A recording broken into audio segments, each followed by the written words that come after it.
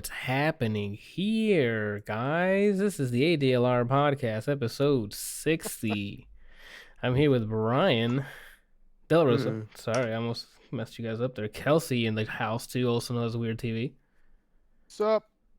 And, of course, Randall in the back, as you can see him. He's here, too. Say something, Randall. Dag. Oh, man, thanks for coming, dude. Appreciate you. Anyway, if you want to support the show, you can go to patreon.com/ADLRplays. Or you can donate to Extra Life at extralife.adlrplays.com, where the proceeds go to the Arnold Palmer Hospital for Children. Speaking of Extra Life, that's coming up in like 2 months. Oh my fucking God. 3 months. I gotta sign up for that. You haven't made your page yet?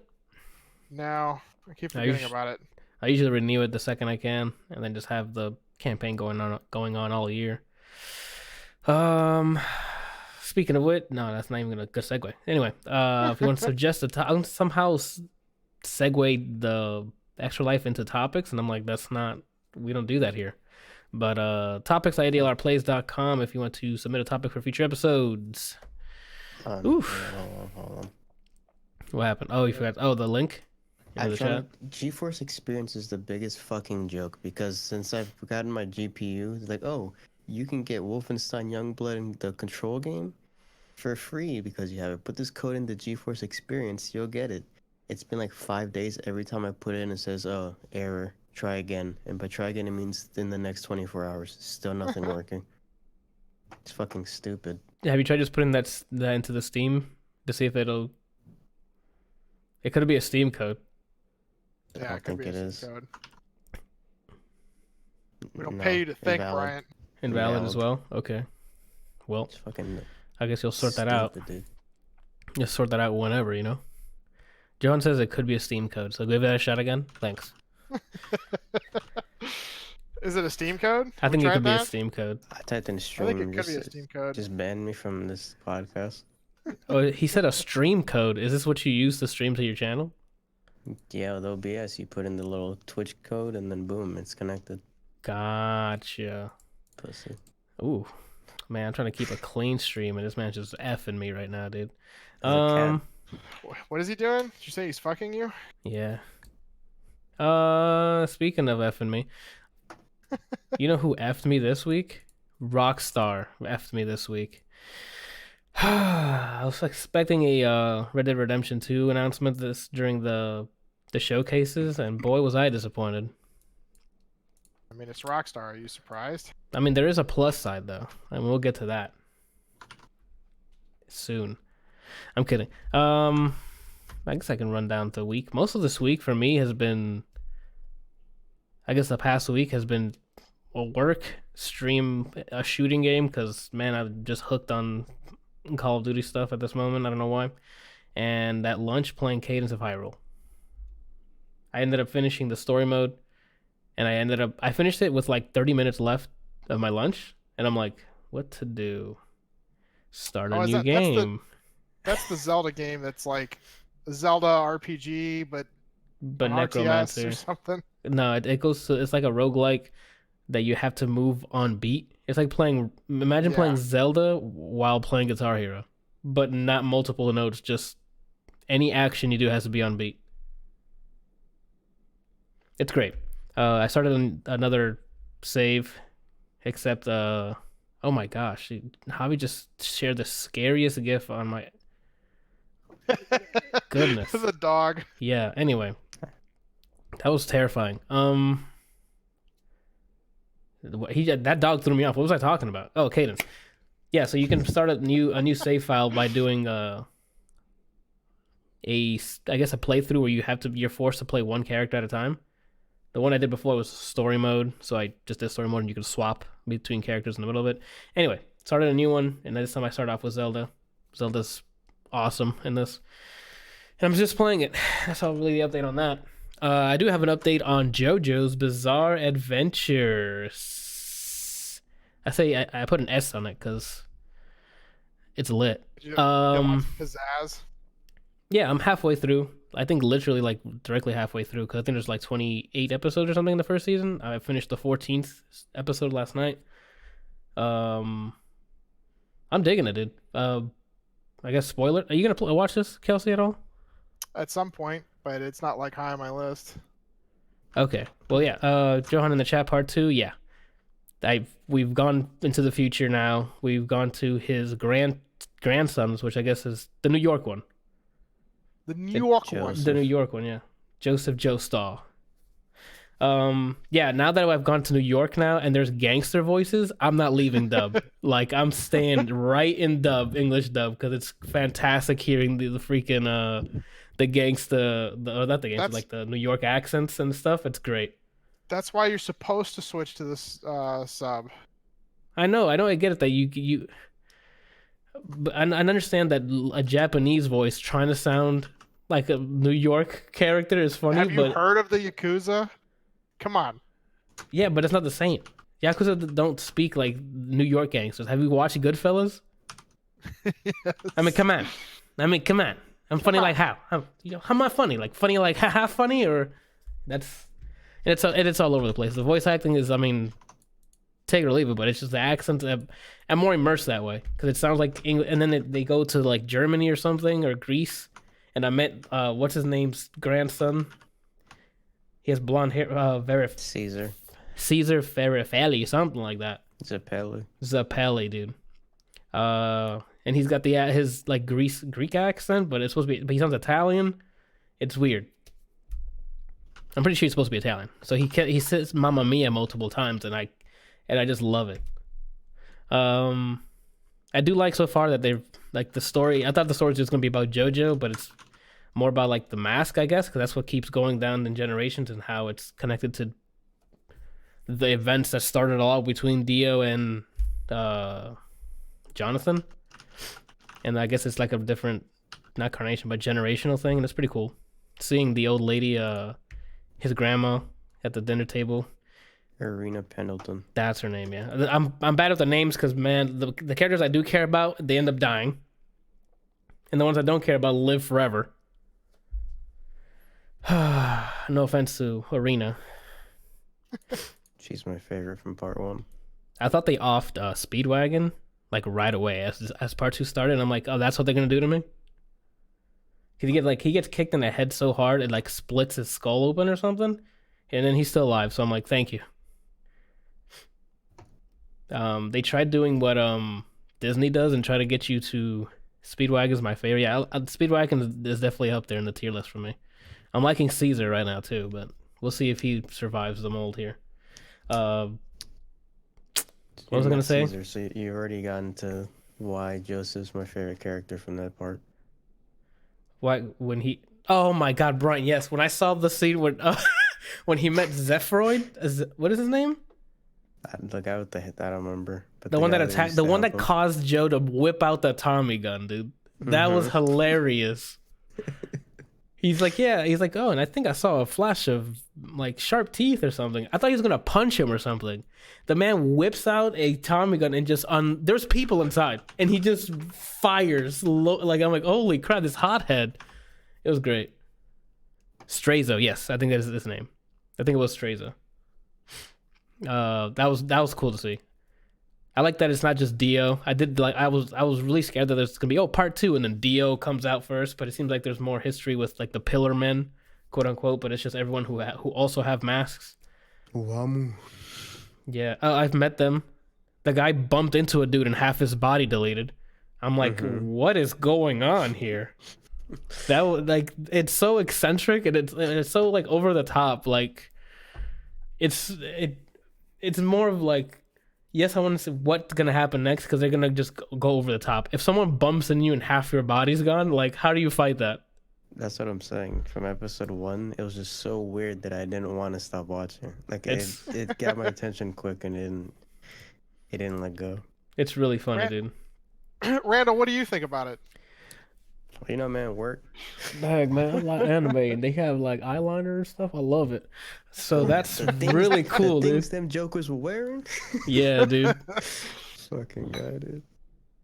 Oh my, Caesar using the girl to punch the crap out of Jonathan, dude. That was dope. I wasn't expecting that. Saw Caesar's zone. Yeah, with the bubble thing. Yo, Caesar's dope, dude. He's up there. Is it when you say that? Is this like when Thanos couldn't pick up the hammer, so he slams Captain America or Thor into the hammer. He's like, if I No, can't hit you with the hammer, I'll hit the I hammer. hit the hammer with you. you. Yeah, no, it wasn't like that. Everyone's got like their cool thing, like the ham, translated into Caesar's Spanish. probably my second favorite from that part. It seems like they do there. I don't know if it's gonna expand later on, but they have like they seem to keep the cast small in these encounters because it's always been like a maximum of like 2 or 3 people against the big baddie. And then the first time they showed that first pillar guy, where they were like crawling up the stairs to get the light onto him. I forgot their name. The other pillar men are weird. Wamu.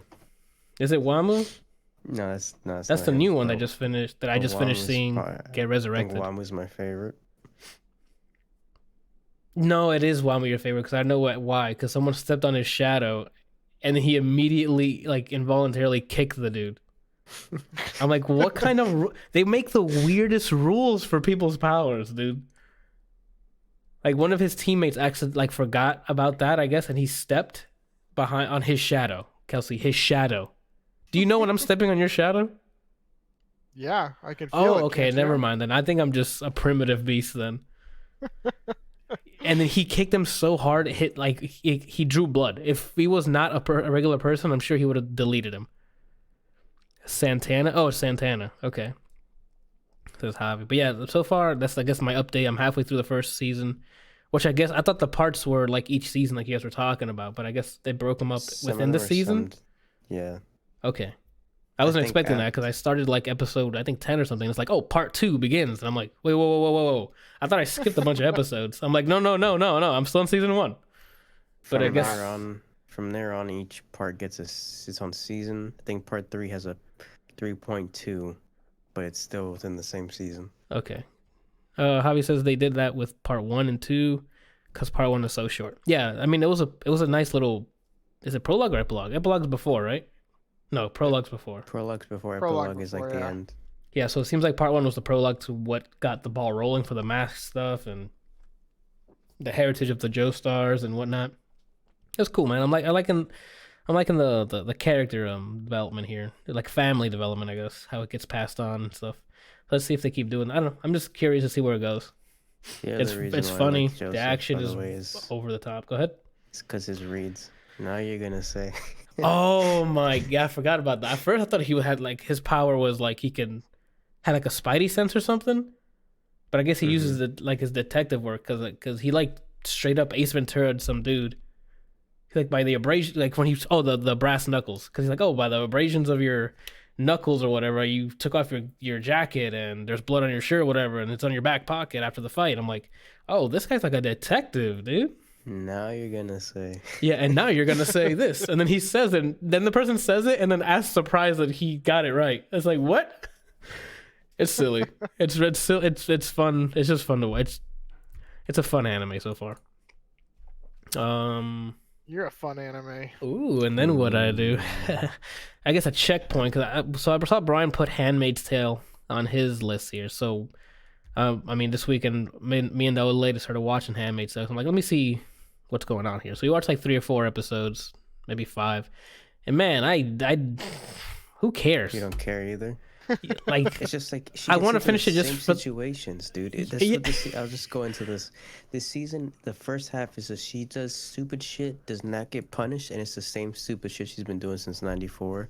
The last third of the season, things happen, but you don't care at that point. You're there for the closure, and that's it. Yeah, like at this point, I just want to finish it. You know what I'm saying? Like, cause I watched it, I'm like, my God, hurry up. The only thing that show still does decently is make you feel uncomfortable, but it never pays off. Yeah, like and now they're forcing these artsy shots where I'm like, don't hold this shot. There's nothing. It's not that. I personally don't think it's that great. And they'll hold shots, and I think the first or second episode, I think there was more slow motion than there was actual things happening. Okay, so just real quick, slow motion. If you ever want to see the most worthless slow motion scene in anything, okay, watch go for God Eater.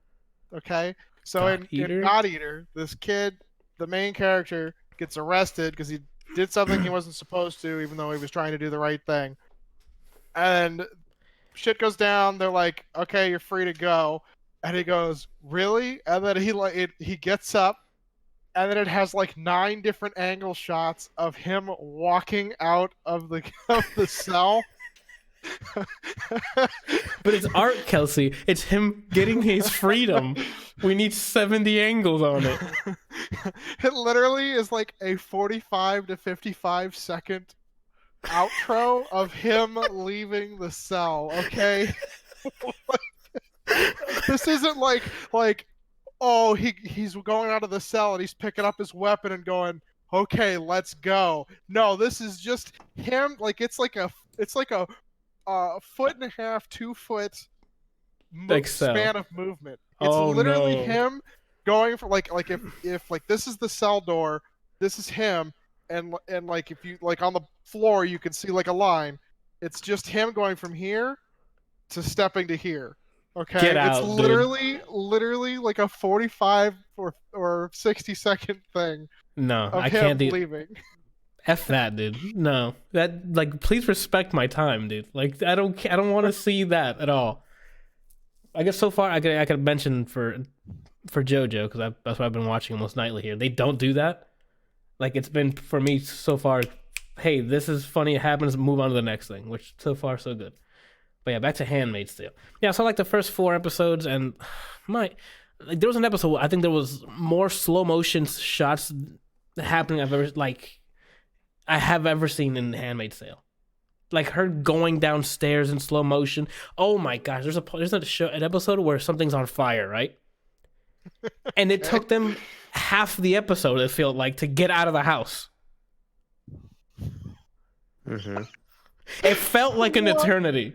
Because they wanted to make it artsy. I mean, granted, there were some good shots there, but I don't think warranted to the point where I needed to sit there for 5 minutes looking at fire, dude. I was literally like, die then, if you're gonna sit there for that long. Yo, there was points where I'm like, can we get new characters in? Like, can we make this like a True Detective thing where like there's new characters, new things happening? Man.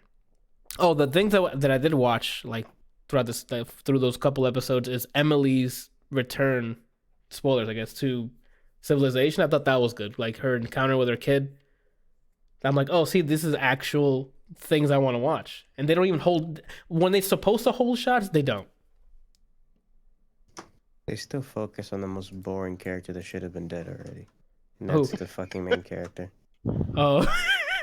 For whatever reason, they set rules. If you do this, you get hung by the wall or something, and she does everything but the right thing, and she's and nothing happens to her. I'm so tired of her, dude. Another good thing, I guess. One good thing was the Emily's arc so far. I'm digging because it's her adapting to regular life, I guess. And then the new master that she's assigned to, he's so savage. Lawrence. Dude. Is it Lawrence? He's one of him and his wife are the redeeming qualities of the season. Oh, I haven't seen anything where the wife does anything, but he has the most savage dialogue ever, dude. It's great. It's funny stuff. Some of them it's like, ooh, that's a bit too aggressive right now, you know? But you're too aggressive right now. Yeah, I don't think I could ever be aggressive. Like the way Lawrence is aggressive? No, absolutely not. I like his arc in this season. There's another thing that kept me watching because. I'm done with June. Tired of June? More like it's July already. What's gonna happen with this show? Yeah, that's how fucking tired I am. I can't anymore with June. Everybody else around June, I'm more paying attention to. Because those are the characters that are actual people, not just anything happens. She does something bad, she gets reprimanded for it. Zoom into her face for 30 seconds. Next scene, and that's every episode. I thought you said seconds, but I'm pretty sure it's minutes. It's like, yeah, and it's, oh, look, she's angry. Well, you should be, idiot. You just broke the fucking rules and they got mad at you. Oh my gosh. Stupid. 10 out of 10. Yeah, like 10 out of... A perfect 5 of 7. Yeah, dude. I guess I can go into not the next thing, the thing we saw beforehand. So I saw Men in Black International, since it's out now on digital release now. This is the 4th movie, I think it is. Men in Black. It does take place after the Will Smith and Tommy Lee Jones one because there is a reference to what they did. Well, it also has the chick from Thor, the Valkyrie. Yes, they're both in there. It's basically, hey, we like your chemistry. We'll put you almost the same chemistry, but now in the Men in Black universe. I thought it was Liam, not Chris. No, it's Chris. It's Chris. It's basically Thor Ragnarok Men in Black edition. But that's not a bad thing. I enjoyed myself. And okay, a secret MVP is Pawnee. He's voiced by that I think he's Indian. Forgive me if I'm wrong. The comedian, Indian comedian. I'm sorry. No. Peter. Russell Peters. No. Peters? No. Dang it. He was in, I think, what's that HBO show about Silicon Valley? I think it is. I don't know what the fuck that show is. I can look it up and look for an Indian guy. The show. I think he's in it. Hold on. Wow, and I go to the Wikipedia instead of IMDb. Can someone help me? I'm an idiot. Oh yeah, Kumail Nanjiani. He's in Stuber, yeah. You could have said the Yes, Indian guy from Stuber. I'm sorry, I forgot he was in it. Well, he voices this character called Pawnee, and he was like huge highlight. MVP. He really funny dude. Funny lines. The dialogue is great. The chemistry again between Chris Hemsworth and Tessa Thompson is still there. It's funny back and forth. The plot was. This is how predictable it was. I guessed what happened. Brian's usually the one that calls it. I got it, and you're there for the ride. It's funny. It's entertaining. It's one of those popcorn flicks. If you're in for a laugh or some like low key adventure, I say watch it. But other than that, it's just a great time. It's funny. It's fun and funny. Acting was, they pretty on point. And again, it's like if you saw Thor Ragnarok, they bring that type of same energy, same delivery of the lines. I don't recall the soundtrack at all. I know if everyone here likes to wait for the soundtrack. But yeah, Men in Black International. I give that you should watch it. That's my recommendation, is to watch it. It's just fun. It's just Fast and the Furious. Because Fast and the Furious is like anime fun. This isn't so much anime fun. This is like, dang, I don't even know what to compare it to. I don't know what to compare it to. But it's not Fast and the Furious like it's about family and stuff like that. But no, I don't know. I don't know what to compare it to. But yeah, it's good to see the Men in Black stuff over again. Like you used to see some references to the old trilogy, and yeah, it's just dope. I recommend watching it. Then yesterday, wait, hold on. What do you guys have on here? Oh yeah, Brian. Before we start, what happened yesterday? Brian got into those feels again with Snoh Aalegra. Snoh Aalegra. Yeah, dude. Tell me about those feels. How did it feel? Oh, let me send this strongly worded letter to NVIDIA. Okay. Okay. We look at it, it's just the F word over and over again. Came out last week. I listened to it Sunday just because I hadn't. Friday stream day, I wasn't gonna listen to an album while streaming. I'm actually gonna listen to it.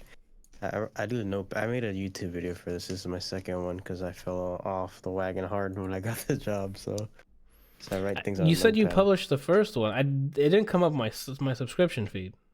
You have a different channel? Yeah. Ah, that's why. That's just my name. It's no spaces, Bryant De La Rosa.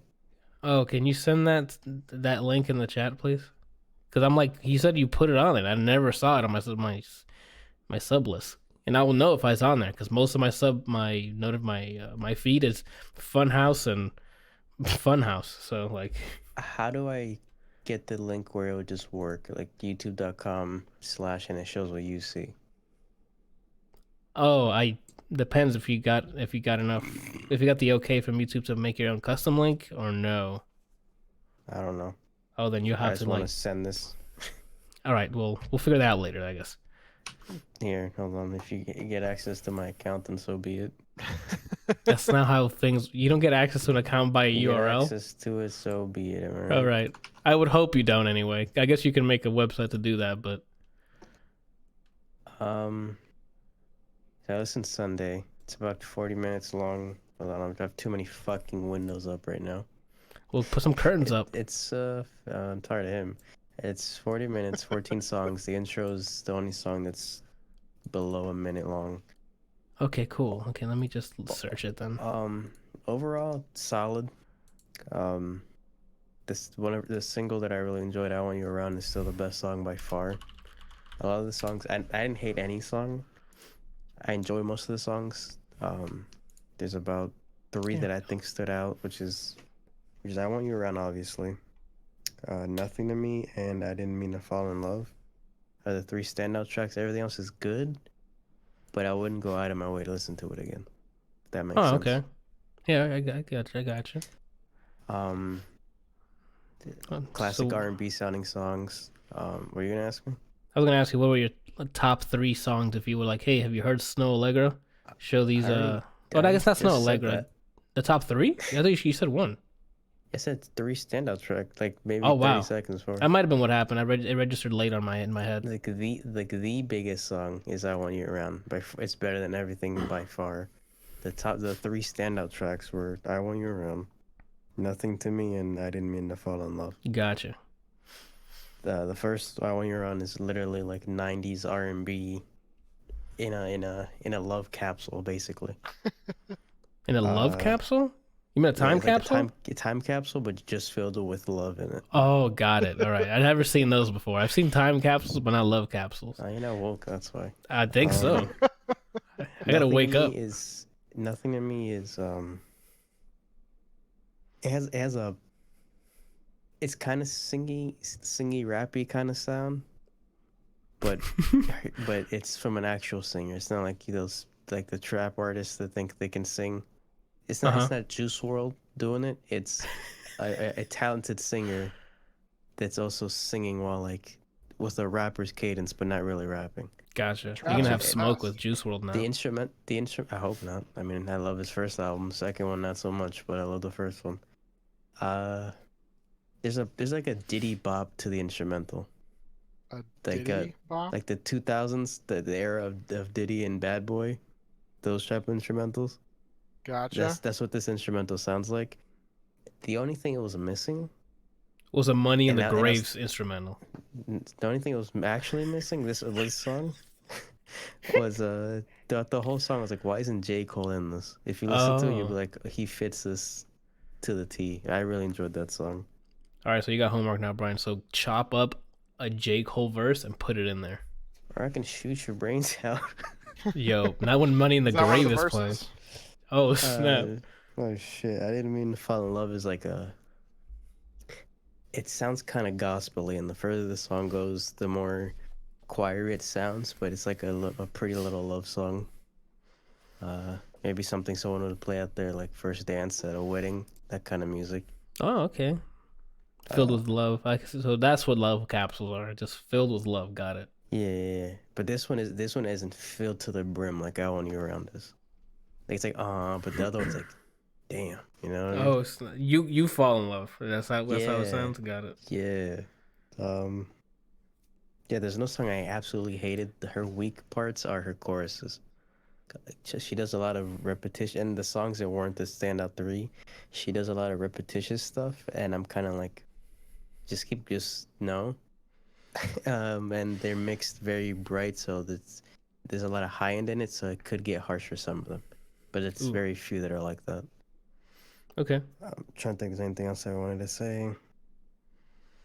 Not really. If you like R&B music, give this a listen. You'll probably like it. Standout track, if you do like this album, will probably be "I Want You Around." And okay, easily the best song on there. I'm just gonna listen to that then and make my decision on the rest of the album. Well, I've literally played it in front of you already, so. What about behind me? Yeah, and that's a pretty killer joke. But tell me about your killer instinct, Brian. Oh shit, that was a pretty bad.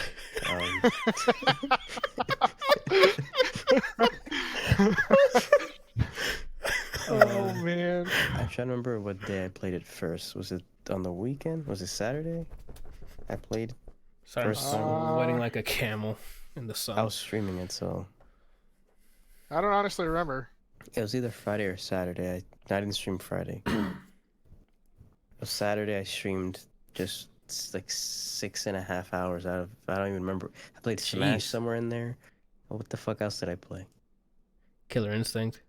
Play Okay, Killer I played Instinct. Smash, Killer Instinct, and I think you Oh, played Dragon Ball for a bit. I was like, let me load up my trunks. I got 3-0 on I 3-0'd a pink guy, and then on the last game I perfected him. Jeez, you're like, yo, I Like a triple pink. boss. And you know what his team was? The most brain dead bullshit. He had GT GT Goku, Goku. which obviously you're a joke. He had Yamcha, so you don't respect me as a human being. Then you had Super Saiyan Goku, which means you want the team to play for you. Oh, I don't even know So- Super Saiyan Goku was that high tier. And it's like if Ryu mattered. That's what he is, because he Oh, has okay, a bit of got it. everything. Got it. But yeah, Killer Instinct, first time playing it, like for real, not just doing the tutorial. Okay, I'm Going like, to try what? customization and then getting out like I did before. It's fun as you try to learn the game, because it's not so much learning combos like the other games. It's Spacing. you're always allowed to, it's spacing and it's mind games, because the whole goal is to combo break. It's a mind game, so you want to do certain strength attacks. In order to break combos, you have to guess the right strength. Like if I do a light linker, which is you do a special attack, let's say a Hadouken, Mm-hmm. and you press a button after that, like you hit a Hadouken hits and you press a button after that, it'll do a small like sequence of a combo Mm-hmm. that lets you go into another special move and continue it with like special move, those linker little things, special move, whatever. And you have to guess in between those On the linkers, you have to guess the strength. So if it's a light one, you have to press both light. It's a 6-button fighting game, like Street Fighter. You have to press both light punch and light kick. If it's a medium strength, mediums, heavy, whatever. Okay. So you're trying to tell which one's which and break it like that. If you see someone keep going for the same one, oh, I need a break here. The counter mind game to that is if you know someone's gonna try to break here, you doing the combo, you do a counter breaker, and boom, they're locked in for a long time, where you can do massive damage. So it's always about like learning people and reading them, and it never ends, because even when you're getting comboed, you're still allowed to play if you're paying attention. So it's not like, not like- oh, I got hit with a low. Now 75% of my health's gone and I couldn't do anything about it. Mm-hmm. Marvel. Like from someone who came from Marvel games, where if you get touched, you're like, oh, Back in a sec, guys. it Right. immediately becomes a single player game. Yeah. This game you're only not allowed to do stuff if you guess wrong on the breaks. So it keeps you playing. Yeah, so that's good. I like that. It's like if QuickTime events were done well. Okay. You said QuickTime events, and I was already gonna just go to sleep. Like if it wasn't, hey, you're trying to watch this cutscene for the lore, let me press some arbitrary button that means nothing. Yeah. But this actually means something, because yeah, you're in a so fighting game. That's the general, like, Or that's how you play. That's the overview. that's the battle system basically. Mm-hmm. Each character, like no one feels the same whatsoever. It's almost like Guilty Gear level, where everyone Was built from the ground up. Yeah, probably the most unique roster, aside from Guilty Gear and like the anime games like Unio and stuff like that. Mm-hmm. It's a very unique roster. There's people who traditional like zoners. There's grapplers. But then there's things in the middle. There's a zoner grappler. What the heck? Yeah, so his name is Conral. He's a mummy kind of pharaoh. He uses sand to trap you and like keep you at bay, but he also has like wraps that he can grab you and then immediately go into how the game works. There's a character who is a vampire, and to use special moves like Cammy's kick or like throw blood birds at you, takes up her health. Like she gives health to do it, potential health. Alright, so Potential health, like the recoverable, right? Yeah, recoverable.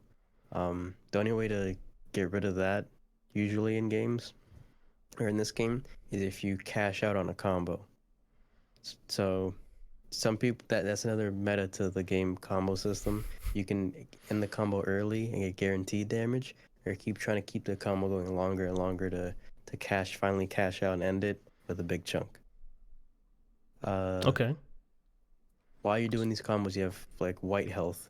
That's your potential from how far you. I keep going up here, but down here, because that's where the health bar is up there. Yeah. The potential damage you can take if you finish this combo. Now she does this to herself. She gives herself potential damage.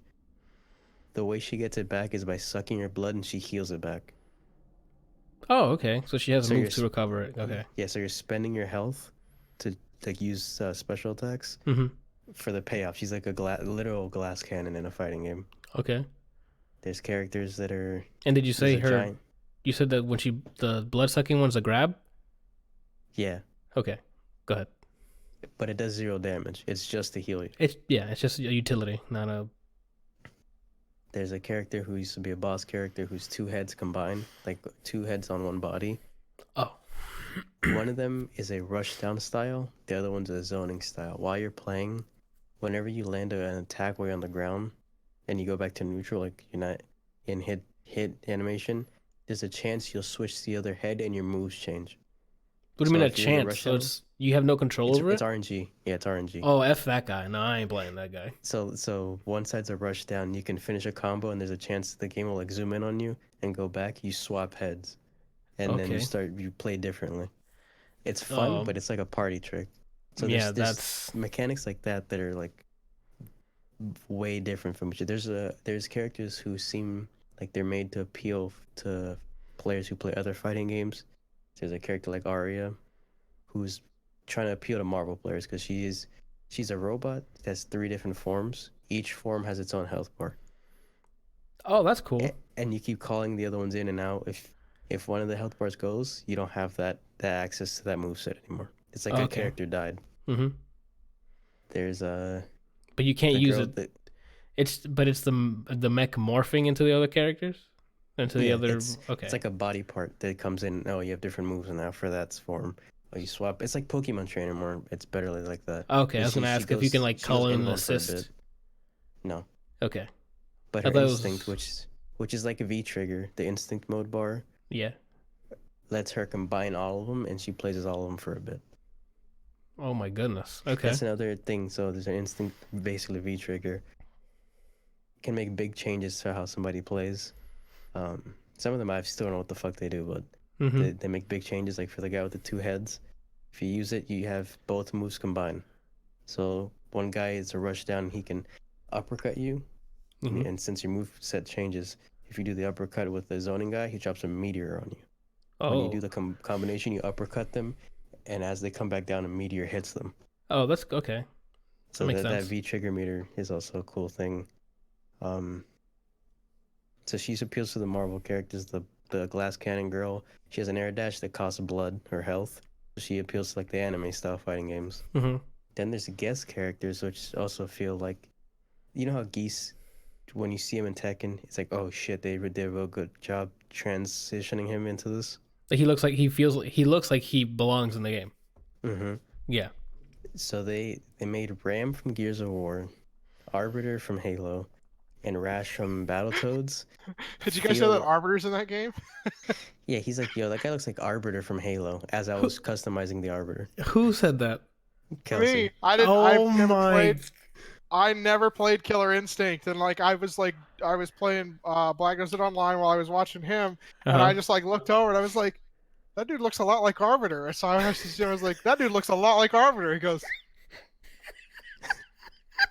yeah. I back out to the 'cause it character is. select screen, and then it just says Arbiter under it. Journey, don't stop believing. But they all feel like they transition from their game to this game very well. So Ram, They aren't like Big Echo body. Fighters. They actually have No. movesets that specifically for them. so Ram is basically Geef. Huge guy, walks at you. Not really a traditional kind of like a traditional like brawler grappler. He uses a knife. He has very small moveset, and he has command grab. What happened? What'd I say? Still Tradition- laughing at me. No, I'm not a traditional grappler. He's got a knife. I'm like, what? They usually just He use their uses a knife. hands. Like, what grapplers use a knife? Basically. His game revolves around landing command grabs, and then what's the setup right after that? Got it. It's because you said that. And as soon as you said he got a knife, I'm like, since when is Cody a grappler? Yeah, Cody's the main grappler, you know. Got it. Go ahead. Sorry, I interrupted. He has a knife. That's what he uses for his normals. He has a focus attack from Street Fighter that absorbs a hit, so that since he's so fucking big, you're gonna get outzoned by almost everybody. So you gotta get in there. Once he's in there, it's just a huge pale ass dude just trying to knife you, basically. He's mugging you. Yeah, his game revolves around his command grab, and some of his moves leave krill on you, and it does damage over time until you hit him again. Oh, so he's constantly putting you in a state of panic. Oh, his instinct thing, the screen, he yells, the screen goes black with krills to the point where I can't even see him when I'm playing him. Then how are you supposed to maneuver?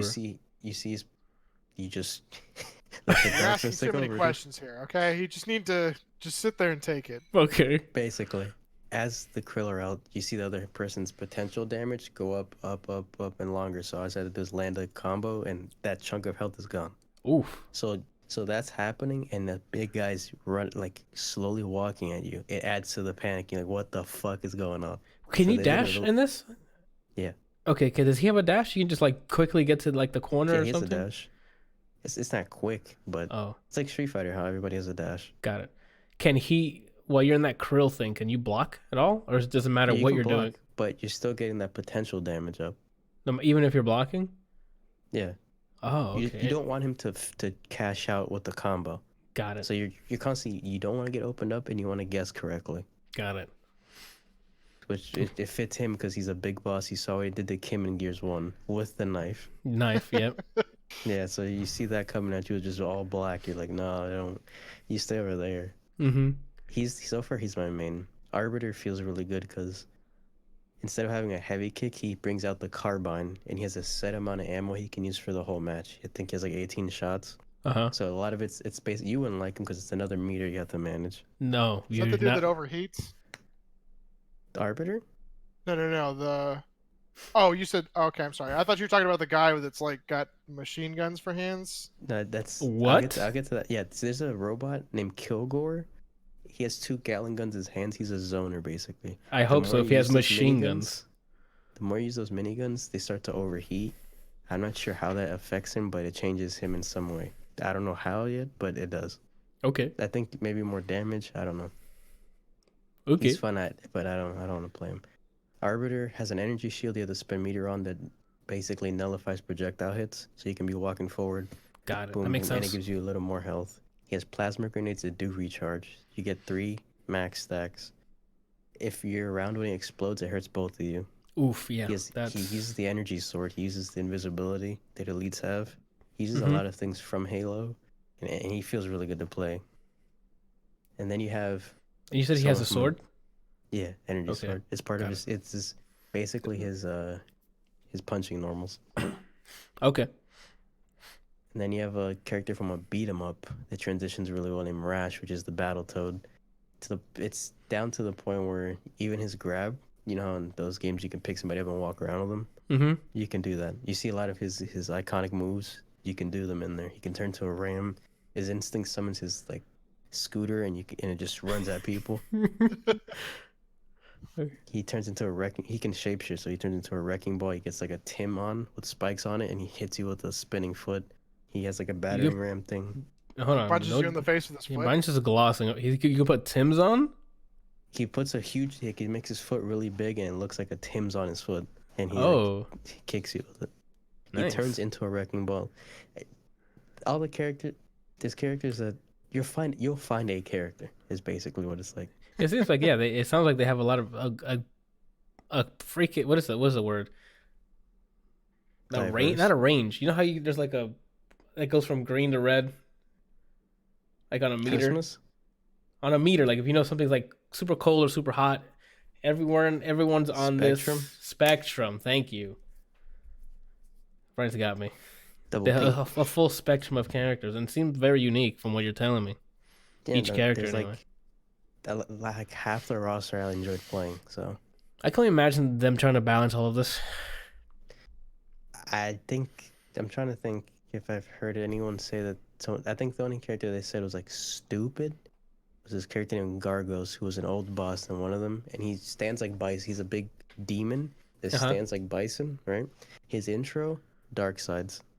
No way. His goons already out, and then he comes to a portal, and he's basically like, but he's like this kind of. He's like bitches, and then they leave in the portal. Oh, that's dope. He's a big body fucking zoner with 4 jumps. Oh wow. He uses his wings for normals. He can. You know how Janemba punches you or like puts his hand through portals to hit you? Yeah. He's zoning you by just working the body from full screen because it tracks. Gotcha, he has a Psycho Crusher. He can summon the minions and fight with them. He has his instinct puts like gargoyle stone on him that just makes him have super armor for the longest time. Okay. Yeah, that sounds broken then. Super armor for the longest time? Yeah, I think if you hit him a certain amount of times it breaks. You can grab him out of it though. Okay, I thought you meant like he legit just like timed, like he's got like 3 seconds of super armor or something. I don't know how long it lasts. I just know that, or until the meter goes down, maybe. I don't know. Or you can break it early and explode it, and I think it does good damage. I don't know. Okay. He was fun. I just don't know how to play the game yet, so I'm not good enough to play him. But overall, I enjoyed it. The combo breaking stuff's intimidating, but the more you play, the more comfortable it feels. The roster's cool. I would rather play on PC just because I don't have a Xbox stick, so I have to play a 6-button fighter with like 4 buttons here and then this. I would have liked if that game came out on PS4 or PC, and I would have had a hitbox already, and then I would have played on that hitbox that I haven't gotten yet. It's on PC. Yeah, but I don't have it on PC. I'm playing on Game Pass. I know. I thought you were saying it sounded like you were saying like that it wasn't out on PC. Excuse me. Excuse for you. There's a big community outcry for them to make a new one, so that's kind of brought more people to playing the game. Well, I mean, I think it was a launch title, so yeah, for Xbox One. They kind of they're overdue for one. It's been like what 6 years now. I don't know. Anyway, is there any dragon characters on there? Like the character is a dragon? Or can use a dragon? This girl named Kim Woo, when she uses her instinct, there's like small golden dragons hovering around her. That's not good enough. There's a dinosaur. A mech dinosaur, kind of. That can work. But I know Kelsey's been messing with a bunch of dragons. So Kelsey, what's this about Legend of the Dragoon on your list? So I put that on there. I swear, if you don't have a single update, you piece of garbage. I wasted that segue for you. You're bad and you should feel bad. That was so great. Oh my gosh. Fucking hilarious. Time. You have an update on The Boys, I'm assuming? Yeah, so I finished the first season. Is it as crazy as everyone says it is? It's fan-fucking-tastic, dude. Okay, sweet. There are turns right and left. There's a whole bunch of different plots. Like there's like a primary plot, and then it just As in, like does it leave it behind, or is it actually still up? Is there 2 parallel after a while, or does it just disregard the primary one? Kind of. There's 2 parallel. I mean, like it's all relatively the same thing, but Okay. It's amazing. Like the whole thing's amazing. Okay, good. I'm really excited for season 2. The first season ended, and I'm like, no, you can't do this to me. Okay, good. So it's like cliffhanger, a good cliffhanger, or yeah. Okay. You really want to know what the fuck's happening next. Okay, cool. I'm about to start. I gotta get on JoJo quick. I gotta catch up quick. Cause I gotta watch this. Kidding yet? No. Well, look who's here. Randall's like, doing his thing, dude. Well, he just screwed me up. I thought he was going to talk about Legend of Dragoon for a bit, but jeez. I guess we can just get into Gamescom then. Why'd you put the Gamescom stuff in where you didn't get those? What we got to talk about.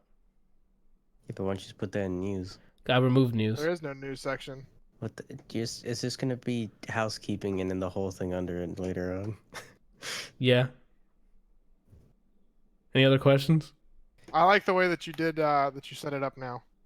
Gonna go out on a limb and say that. Oh, thank you. I appreciate that. Yeah, so that means I don't have Xbox Gamescom 2019. You Only Anthony has it. I mean, yeah, you can. It's a discussion. You can talk about it. I'm gonna ask you guys questions if you're hype about stuff. Like, I don't like it. okay. Oh my god. Yeah. So, let's see. There's 3 showcases yesterday that I was super hyped about. Before anything started, I wanted 2 things. I wanted Cyberpunk on Stadia, and I wanted Red Dead Redemption 2 to be either announced on PC and or on Stadia as well. I got one of those things, so I'm a happy camper. Are you though? No, Wait, I do what? want Red Dead Redemption on PC or on Stadia. Anyway, so yeah, Xbox was first with their showcase, their Inside Xbox episode. A lot of the stuff on there wasn't new. It was just more details on games that already came out, interviews and stuff like on Borderlands 3. They announced like there's gonna be endgame stuff like Proving Grounds and things like that. Brian, I don't know if you care about that, but it's basically a way to grind loot at the end, where you run through like, it's not dungeons, but you run through like the Circle of Slaughter kind of thing, but you'll have optional objectives that keep come. I think those are random, and the more random objectives you complete, the better the loot at the end. You know how before it just gave you cash in the old games, the optional ones, but now if you do them in those modes, you'll get a lot better loot. And that's what they talk about on there. The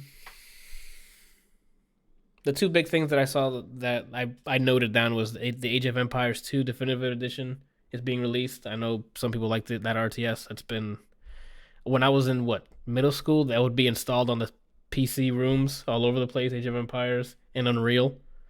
I used to have Age of Empires 3, and I used to play it on my laptop that would overheat just by looking at it. Yeah. And so I never got to finish like the 3rd mission, but I enjoyed trying to. So yeah, that's on there. And then the huge news is Gears 5 is going to be on Steam. So that makes 2 first-party games now that's going to come to Steam. Microsoft is making that push now so they can just have their games sold everywhere, not just on their platforms. The other one being the Halo Master Chief Collection, and now Gears 5 going to be on Steam. We Go get ahead. Gears Can't 5 for wait free for on Halo. Game Pass. We sure do, Brian. Okay, so I don't even have to ask the next question. Why? I was gonna ask you if you're gonna get it. Yeah, we're hopefully we can play co-op and maybe we can record it. Because I still got to finish Shovel Knight, but we can probably do this as well. I haven't started. Was the other game that I said I wanted to watch that you finished? I haven't even started to look at yet. Oh, Katana Zero. Yeah, I haven't. God, that game is so good, dude. My top 10 list is already looking like it's gonna be indies again, like last year. Oh, you're Top reminding 10 me. list. Top Yeah. 10 list for what? For Baddest 2019. bitches. All right. You know how last year we did top 10 games and our personal top 10 games and movies and music. What? Albums. We didn't do that. Okay, so we're moving on then. But yeah, nothing else that I saw that was announced at Gamescom was like, it wasn't new. They showed more of the Gears of War like pop game they have on mobile, which I was just not interested in. And that's about it. And then next for the Xbox Gamescom one, then Stadia came up an hour before Jeff Keighley's thing, so they had a new Stadia Connect, and they opened up with what I wanted. Cyberpunk 2077 is on Stadia. Fam, that is yes. Go ahead, Ryan. You know what's funny? What? Now that I'm upgrading my computer, I don't care too much about Stadia anymore. Well, yeah. I told you. You told me It's what? Let me. It's not, Okay. It's not. Hold on. It's not that it's not impressive. It's just that I have less of a need for it because I don't have the Google or the Pixel 3, so I can't play on my phone yet. So as of right now, since I can't take it on the go, and my whole reason I was excited for it is because that was before I was allowed to have dollars on me. So I was like, this computer can't even run fucking free cell. Microsoft Word. Run Cyberpunk. Yeah. Dude, free How much- cell's intensive, okay? Don't even try to sell your sponsor shit at me again. So that's what I was going to go into. It doesn't seem. That's one reason. The second reason that's subliminal and you yourself probably don't notice is now you have to justify that hardware purchase. So you're like, damn, I just dropped X amount of cash on this thing. I'm not gonna get Stadia for what? I have this rig that I just spent X amount of money on. But for the people who don't want to anymore, they'll save. It's Yes, less... your thing was fine, but when RTX 2 whatever Nvidia's garbage marketing comes out, now we got ray tracing 7. You're gonna be like, crap. Now I gotta spend another $600 to get. Hey, man, it's when they get into 16K. Yeah, dude. Like, The reason that now my incentive towards supporting Stadia is once I'm able to play mobile. I was gonna say mobily. Is that a word? Mobily? yeah, mobily, dude. I sound like a fucking idiot. Mobily? That's not a real word, bro. That's like a new Snapchat app or something. You better Now I can play copyright it. So I can play on the go is what I'm looking. I just need a. Actually, no, I could do that off my laptop, right? So I was waiting for him to click. I'm staring at him. I'm like, Brian, it's any device. All you need is Chrome. I forget I own a laptop, to be honest with you. Yeah, you don't need mobile. So you gotta stop drooling. I'm telling you, when you start thinking of Stadia, you start salivating. So if there's games that I want to play on the go, I'll do it, but not something like Cyberpunk. I'd rather just sit here and ignore people and play it instead of trying to play on the go and then someone just like they always want to talk to me. Like I don't know why people want to talk to me specifically, but it's when I don't want to talk to people. You can ignore people while on Stadia too. I don't understand that. I don't know if that's a good example. Yeah, but no, if I'm like, oh, I'm in this train. Let me practice my MK11 combos. And then when I was on the fucking train, this guy just near the end of my fucking trip, this like guy woke up and just started talking to me. Oh, where are you from? I'm trying not to be here is where I'm from. I'm just trying to watch Trailer Park Boys and not talk to you. So leave me alone. Yeah, so the mobile, like, games where I would need it that I would want to go. Yo, who is fapping back there? That's grandma clapping at the people above because they like to practice their favorite Stone Cold Steve Austin moves. Got it. Right into the ground. Got it. But yeah, that's my appeal for it now. Not just playing anything, but playing on the go because I will have a computer that can run things. Gotcha. Once they decide to actually give me my shit. USPS is garbage. That's all I'll say. Yes. Oh my god, that was so funny. He's like, I think USPS just showed up, or UPS or whatever, and he's like, I'll be right back. And he goes, I love it. They didn't even fucking answer the door. Yeah, they didn't. What? They didn't. Tell me how I got a slip that said acceptable recipient not available when they didn't knock on my door. How do you know I'm here if you didn't even try? What the heck? We were in the living room the entire time watching Handmaids? June Do Whatever She Wants season 3. Uh-huh. And not one knock. What the heck? But they weren't available. If he does not get fired immediately, whoever it was. Well, the thing is, he probably walked up there, forgot the package, and he's like, I gotta clean this up real quick. You know what the worst thing is? They didn't put the slip in front of the door. They put it in our mailbox. So how did you find that but not our door? Wait, what? The slip wasn't even in front of the door. It was in our mailbox thing. So not only did they not knock, they just said, nah, I'm trying to eat ass. And they rushed to get this. That's exactly what happened. Yeah. It was the weekend. He's not trying to deliver packages. Maybe and put the slip. He's probably gonna do the same thing again. Then he's gonna go straight to the PO box, and be like, "This isn't a human being," and then give you the stupid slip again. He doesn't know how to just go. We already have a support ticket, and they said they're gonna look into the complaints. So if they get two on the same on Jimmy Ass Eater over here, then they're probably gonna do something about it. Oh my gosh! Well, maybe if you get your parts someday, you'll sort it out. But if you never get your parts, Cyberpunk on Stadia will be waiting for you, Brian. Yeah. What was I gonna say? So I was waiting for that. A game like that, I'm like, dang, I don't have to worry about upgrading my PC anymore. I'll just play it on Stadia. They showed a new game called Kine, which looks super dope. It's like a platform puzzle game, but you're playing as musical instruments. And like from the trailer, it sounded like La La Land, that type of like orchestra stuff in the back. How do you spell it? Kine. It looks really cool, man. They also announced Orcs Must Die 3, which is a Stadia exclusive. What happened? Do you know what that's an actual word? You know what it means? No. Kine? Cows collectively is a kind. Oh wow, I didn't know that. That's weird. I don't think there's cows in the game, so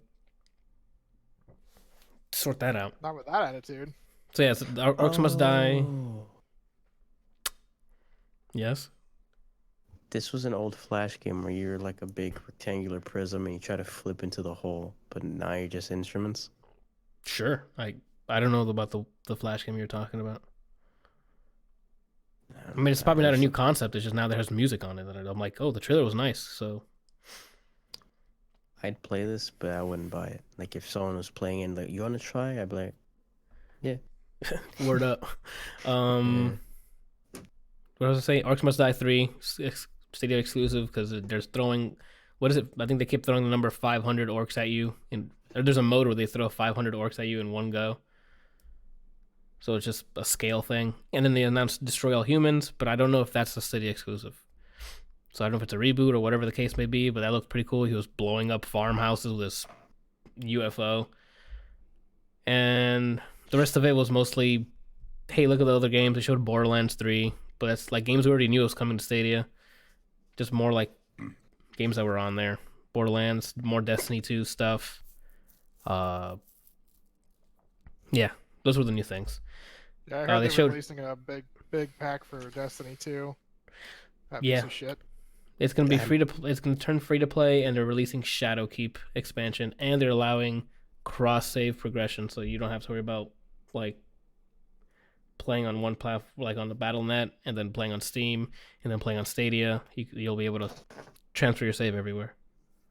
Is it only off of pre-order where you get all the content that comes with the game? You get to pre-order the game or get Stadia?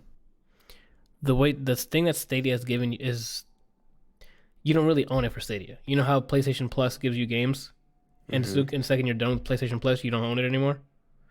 That's what that is. I'm getting Destiny 2 on Stadia because I got it comes with 3 months of Stadia Pro, which is their PS Plus thing, and that includes everything for Destiny. I was gonna ask you if you wanted to do that, like actually get the bundle that has everything with it, because it's only $35. Oh, if you do it I'll is? get it, but yeah, on Steam at least you can get the whole. If you pre-order it, it's $35. You get all that content that Stadia is giving you. Oh, well, they're not giving it to us. You know what I mean? It's like as you're a subscriber. Giving. Yeah. Oh, I might do that for the listeners. I might do that because all we played was the base. Well, all I played was the base game. So I don't know if you kept playing other stuff, but I don't know what I did, but I got an emote from Rush Hour when the car explodes, and Chris Tucker does this. I got that emote, so I made the game. Can you send that to me and delete it on your account? I can like headshot you in PvP. Oh, if you okay. want. Oh, you don't want to see me in PvP, bro? Because I'd be peeing on your pee. So then, Let me know if you get it. Yeah. And then right afterwards, the Gamescom had an opening night live hosted by Jeff Keighley, who for some reason just ran the term world premiere to the ground. That's every time Jeff Keighley's hosting something, it's, yo, check out these world premieres. They put a world premiere trailer that the only thing new in the trailer was there's a release date on it. That's all that matters. Sometimes. Fam, no, that's not a world, like, yeah, I guess the information that the date's out is a world premiere. Don't waste 2 minutes of the same things we've seen just to give me a date. And let me, You're not doing it right. You haven't said world premiere nearly enough. I wish there was a counter. I'm sure there's a counter somewhere of how many times world premiere was said on there. Granted, there was a new stuff. I have a list here. Kelsey, you've been gaming more than I have, and longer before I have been gaming. All right, that's what happens with age. No offense. Have you ever played Comanche? Comanche? Yes, it's a helicopter game. I mean, I've played helicopter games before, but I mean, Comanche. But that doesn't tickle your feathers, right? So explain to me why they're making a remake of Comanche. Yeah, fuck with Comanche, dude. I would like to have someone on this podcast who wanted Comanche remastered, or just Comanche the game. What was the name of the the mobile game that Ubisoft announced that they're remaking on mobile. The mobile game they remade on mobile? Yeah, mobile. No, the game. There's like, oh, the classic game, and I kept making fun of it, and it was for mobile. And it was Ubisoft? Yeah, remember? It's like, oh, and now you can play as this guy, and we're That making wasn't fun of it. Ubisoft. That was Bethesda with the rocket guy, No. the rocket kid. It was Bethesda. It was Bethesda, Brian. It was Bethesda this year at What the E3 during the press conference because we were like, please show something new. I need to remember his name. You guys can keep talking. I'm gonna Just look it up. Just look up Bethesda mobile game. It's gonna be Fallout Shelter and then whatever the rocket guy kid was. Goodness, that was hard to watch. Anyway, so they announced Comanche. I mean, I'm talking crap about it, but it looks pretty cool. As a like helicopter shooting, like a dog fights and stuff. Looks like you can customize your helicopters in a bunch of ways with like skins and stuff. So that might actually end up being pretty cool. You found it? Commander Keen. That's what it was. Commander Keen, dude. Let's play that mobile game. We all have phones. And then they moved into another new thing they announced, which I didn't expect to happen, was Kerbal Space Program 2. That's that I think that rocket building game where you try to orbit the Earth and like you make it with these little cool characters and you try to make the most insane rocket to get into orbit and stuff. I've seen people play it and it looks really cool. I guess that's a good announcement for those people because there's a lot of content you can make for people to watch. Yeah, I think the first one had Steam Workshop support, so if this one has it too, then it's even more content. That's good. I mean, Kerbal Space Program looks pretty cool. It's not something I'm really that interested in, but If you watch someone like who knows how to play, like even for fun, it's pretty cool. Like they like to experiment with the rockets and stuff. It's pretty fun to watch. And then to surprise, even this floored me. Little Nightmares 2. It was announced, and I'm like, yes, it looks like it has the same vibe, except just 2 players you can play with. You play like you'll, I guess, have control over Access to. Yeah. I don't know if it's gonna be co-op or not, or maybe it's just like brothers where you just control both of them or swap between them or what the case may be. But yeah, that looks cool. Looks like it's going to be the same atmospheric type of game. Predator Hunting Grounds was announced and shown. I don't know if it was the video stream or what, but the game visually doesn't look so hot. I don't know if it was an early build or what the case may be. It just looks rough. Animations look very stiff. It looked cool being a predator, jumping like from branch to branch. You can go camo. You can use your, what is it? The what's the visor he uses in the movie? The heat visor. What is it called? Like you can use that in Call of Duty. You can put it on your scope and it's heat sensing. oh, the Thermal scope? Scope. Thank you. Goodness, I'm like you can do farting. that in Call of Duty. You can Yeah. attach that to one of your guns. Oh, I know they have that in Apex. I didn't know they had it in Call of Duty. And Modern Warfare 2, I think you could do it. I Cool. don't know the exact I one, don't but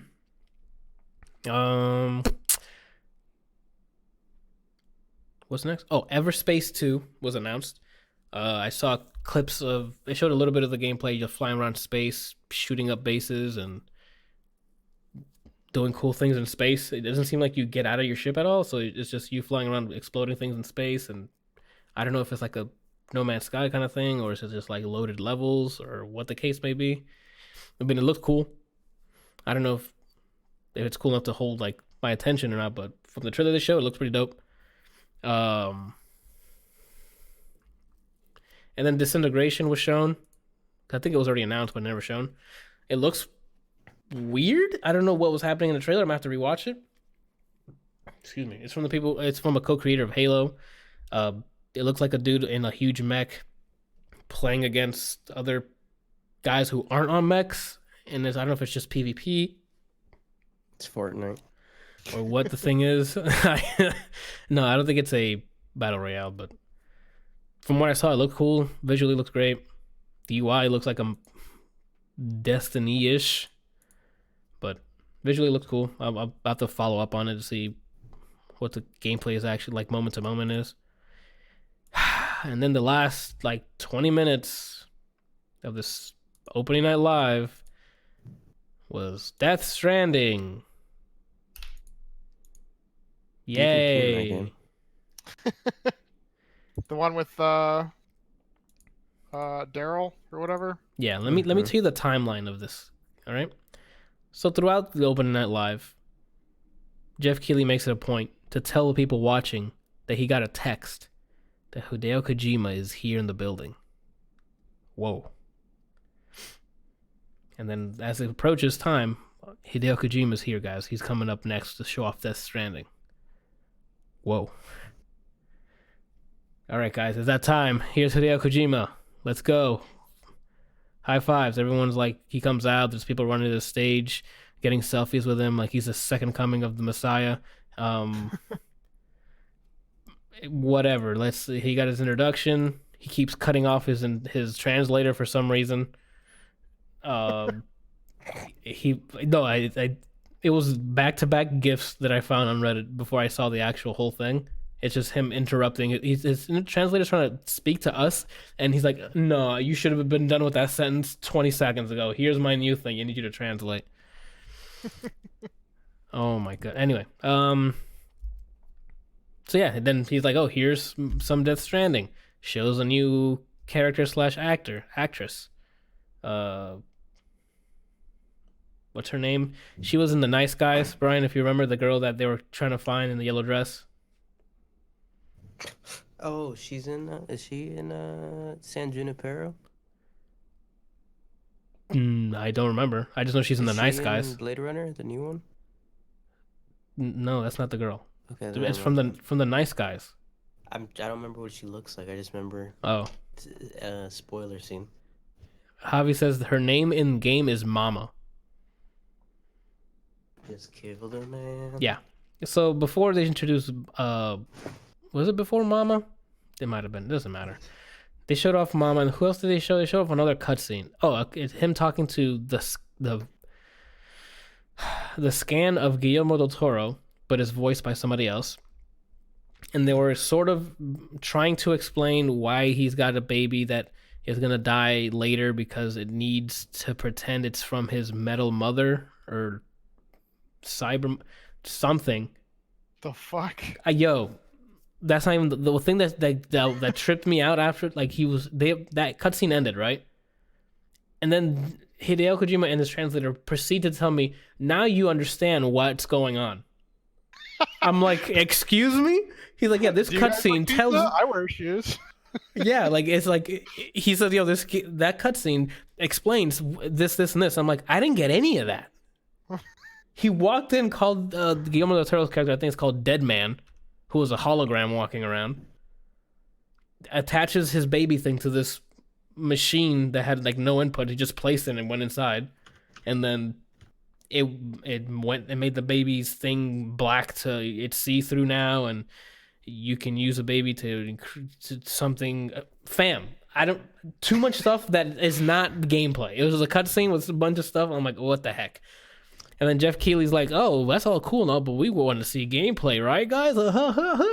And then Hideo Kojima was like, no, actually, I wanted to show most of the gameplay at TGS, which is Tokyo Game Show, for those who don't know, and it's going to be in September sometime.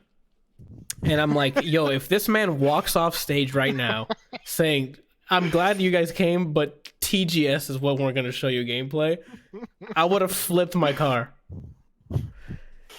So then I guess they should. He's like, I'm just kidding. Here's a little bit of gameplay. Oh my god! Just Kelsey. enough to like. No, Kelsey. Like not even enough for a nibble, dude. So the video starts, right? I don't even need to see it because the video starts and it's him, the character Daryl, just sitting down on the ground with a button that says "Wake Up." It's pretty good. On the UI, and I'm like, are you kidding me? I'm gonna have to press a button for this man to wake up. So the he hits only the button. thing I could think of is him like waking up, and it's just the Skyrim intro. Oh no, it wasn't like his eyes closed. It was like the camera was on him as he was like head down, like sleeping. Yeah, like it shows like it's like on him, and then it just shows him. Then like he just like wakes up, and it fades to black, and it's just the Skyrim intro where he's sitting in the wagon, and the guy goes, "Oh, so you're awake?" Yep. That meme, it's like, oh my god. What was I gonna say? Hold on. There was someone recently sent me, I think it was my coworker. He sent me a GIF of a guy getting into a motorcycle accident from first person, like GoPro. And the guy like starts tumbling, and you see the camera like quickly spinning and stuff, and it spins into the Skyrim intro. I didn't get the response I wanted, so we're moving on. So yeah, he wakes up or whatever. Javi says it's like Shovel Knight. Jesus, I can't believe we just said it's like Shovel Knight to Death Stranding. How dare you? I think he's talking about the wake up thing. I know, and it's not. I enjoyed Shovel Knight, waking up Shovel Knight. You know why? Because he had Shield Knight to accompany him. Why? Because the rest of the game was fantastic. We don't know what the heck this is. You know why? Because this showcase of the game. So he wakes up, right? And the first thing they proceed to do is whip out Daryl's thing to pee on the ground. That's what I do when I wake up. They I showed understand it. the problem. No, they made it. Oh, we'll get to that, Brian. Hold on. I just saw that he could pee. I didn't. Yeah, so you can move around, and if you try, they made a point of this after the showcase.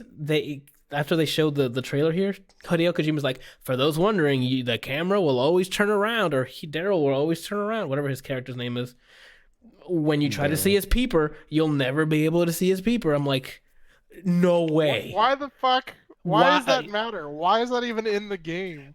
That's gaming now. You gotta see dicks, or it's not worth it.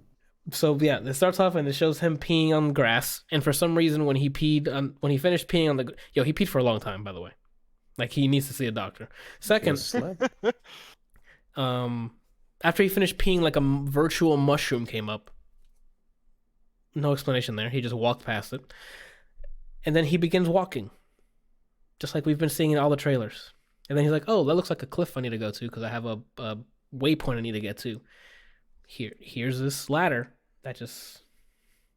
I think the ladder might be actual tech that it detects where it's going to fall and whatnot, so you can actually reach tall places.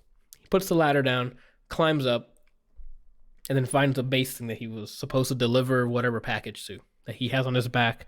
I don't know how it hasn't broken his back, but it's a game, so I mean you got to suspend your disbelief. Anyway, so he gets this drop-off point, and a hologram comes up from the person who ordered whatever the heck he ordered, or whatever who's receiving the drop-off, and wouldn't you know it is Jeff Keighley in the game. Yes. What? Yes, they scanned his face and put him in the game. And Javi said that's when I knew this game is bad. Wait, it gets better. Okay, I'll say okay. that for them. Wait, so you're like, oh, okay, cool, Jeff Keighley's in it. So he drops off whatever thing. Jeff Keighley's character's like, thanks, bro. And then a map comes up and it's like, oh, connected, sweet. So what? Cool. You're done with this guy, I guess, right? You walk out of the drop-off point, and he falls off the cliff on purpose, I guess, right? To demonstrate, Kelsey. Wait, he fell off the cliff to demonstrate. Oh, he fell. Bam. He took some damage, and the baby started crying. And you're like, oh, that's weird.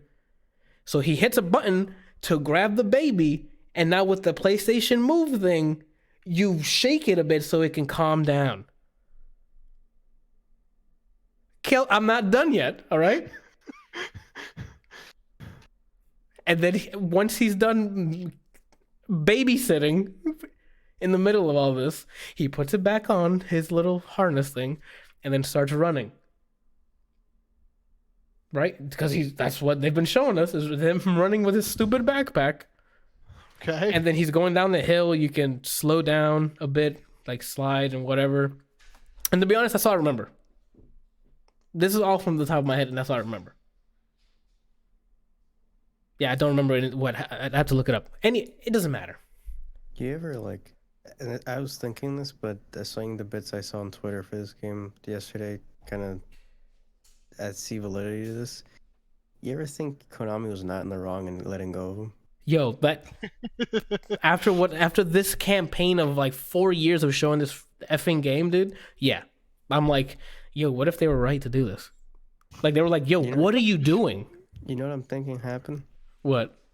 So PT they had a certain Konami want to do something specific with PT or Silent Hill.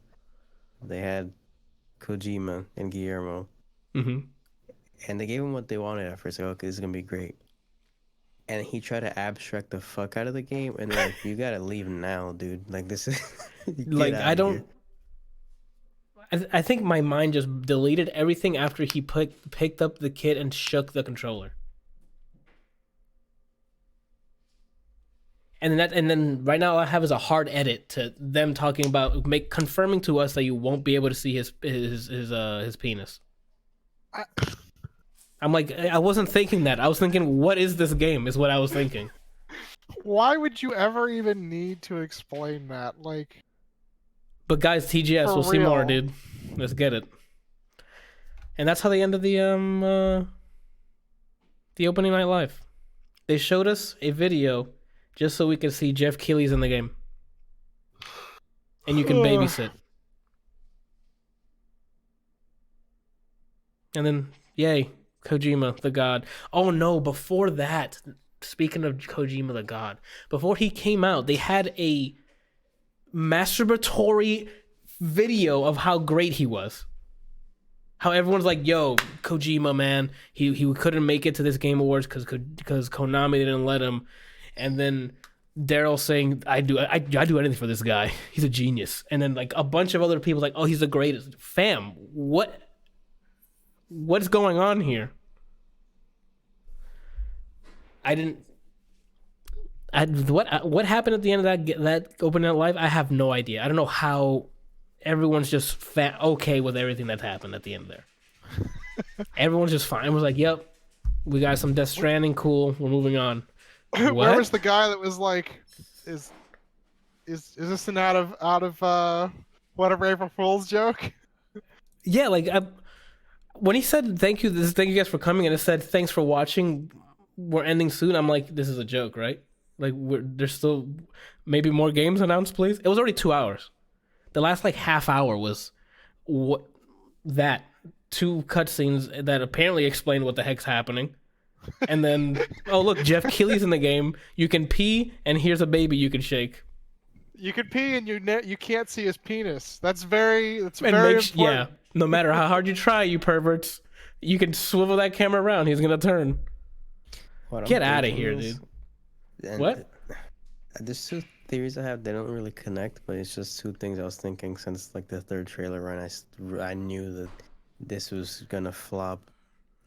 Go the for first it. one is, I think Daryl is only in this game because he got paid to be in PT and that went down. So he's like, I'm just here for the paycheck mode, and so he just stuck for this game.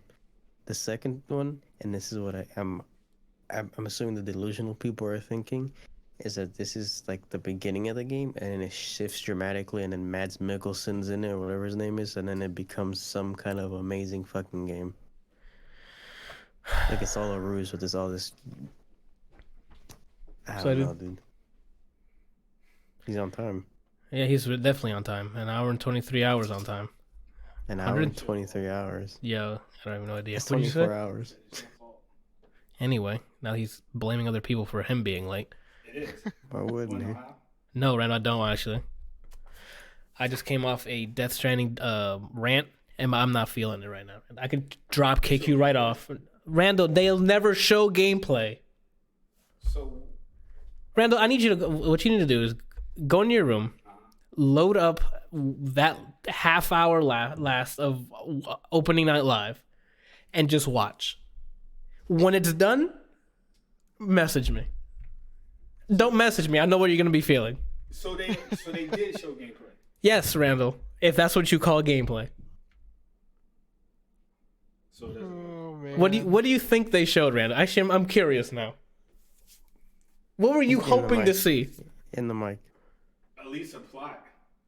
There's a cutscene that apparently after you watch that cutscene, you should get an idea of what the heck's going on. So you do know what the plot is. Oh, absolutely, Randall. It ain't delivering packages, is it? Anybody hear that question? Is it It's not delivering packages? Is it delivering packages? Randall, Oh, there's a package that gets delivered. But you'll never see that package though. I need you to go. I mean, can I find that? Is there? Let me see something. Opening night live. I'm just gonna. have him watch it. I'm gonna see if I can find a video of that.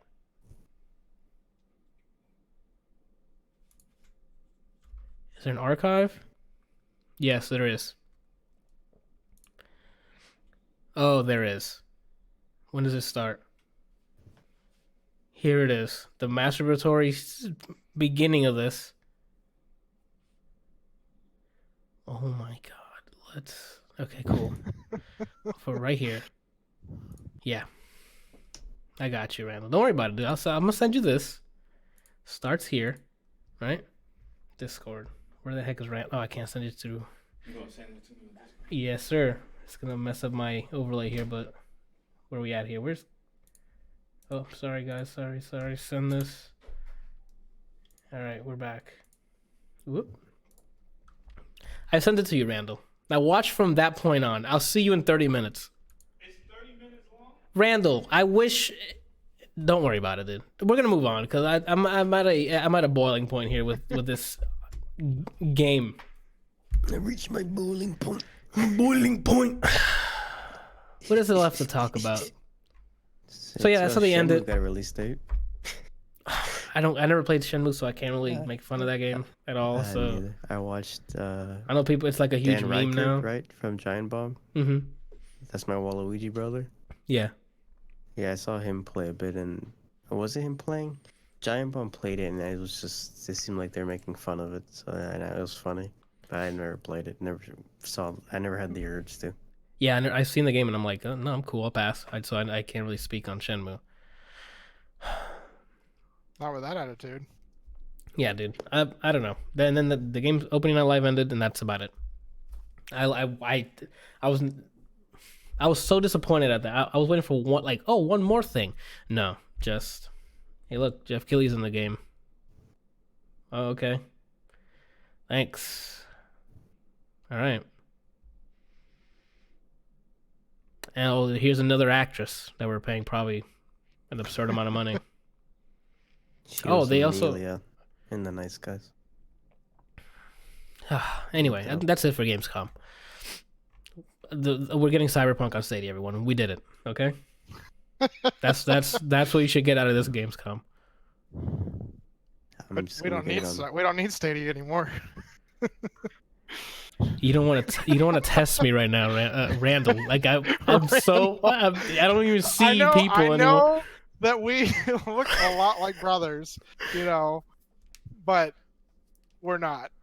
Oh my gosh, dude. All right. You know, someone at work had the audacity to tell me, and this was as I got in, so I almost. Why do you wait until I'm fired up, Brian, to send me some triggering thing? Go ahead. Season 3 of Stranger Things was the best season. All right. So, Kelsey, you have the Mortal Kombat 11 AI is doing secret new brutalities. Yes. So there was this. Let me pull this over here. So there was this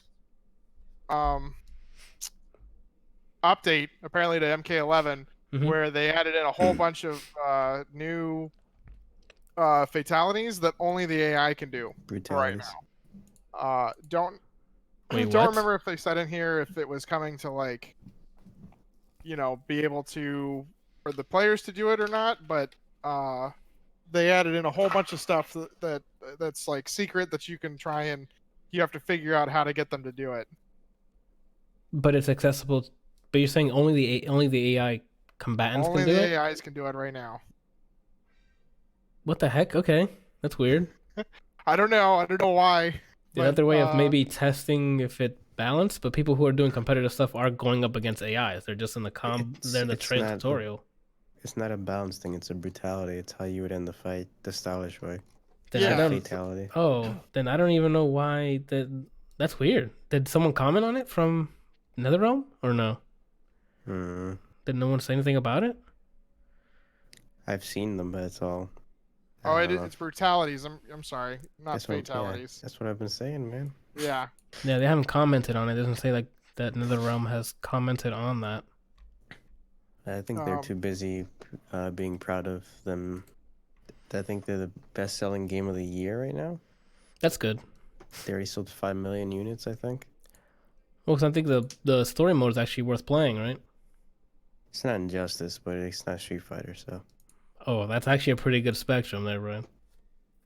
I can hear Randall playing. I don't know if you guys hear it through the microphone, but he's watching it now. No. Good. If he walks out here, like if we're still streaming for 30 minutes, which I doubt we will, and he tries to explain himself to you, just yell so he gets cut off because he's late and we don't respect him. No, I'm just gonna see if I can mute him in real life by just ripping his mouth off. I'm sorry, that was too violent. I'm really triggered with this horrendous display of a game that's been in development for 4 years, and then he has the audacity to be like, "Oh, the real gameplay is at TGS." Fam, you're on stage now. What could be worse is like you partner up with a big company and they help you get your highest grossing movie of all time, and then the deal breaks and we might not see Tom Holland in an MCU movie again. Oh yeah, but you told me about it today. So Kelsey's not on the list here, but you know how Spider-Man: Far From Home and Homecoming. I don't know if you watched them yet though, but No, I 'cause haven't. Shazam was like more important. So Shannon didn't want to watch the Spider-Man movies, so we watched Shazam. Oh, she okay. can watch the dog sploot then. so yeah, Spoilers, right? it looks like a. What was I gonna say? Somebody, Tom Holland tweeted out because somebody was asking like Far From Home and Homecoming, and they were like, "What's the next one?" And Tom Holland was like, "Spider-Man: Homeless." Oh, nice. That's true. That's good. So that's a good joke. Not that he's homeless. So yeah, it seems like Sony and Marvel can't come to a new agreement. I guess their contract was ending and they were renegotiating. Marvel was asking for a 50-50 split for both of them for financial investment on the future movies, and Sony denied it. And then Sony offered, "Hey, can we just stick to the same deal as before, where Marvel only gets 5%? I think it was 5 or 10% of the earnings." And Marvel obviously said, "No, Spider-Man is the biggest movie one of the biggest movies this year. So you guys made a lot of money. We barely got anything in comparison for both of them, because Far From Home also did. No, Homecoming did well too." So they said no, and I guess right now that's the latest thing that I've read so far, after Bryant told me Jeez. about it. I mean, that's kind of spitting in your face. No, we're not going to do 50-50, but if you want, we can go back to the one where we're getting a lot of money and you're barely getting anything.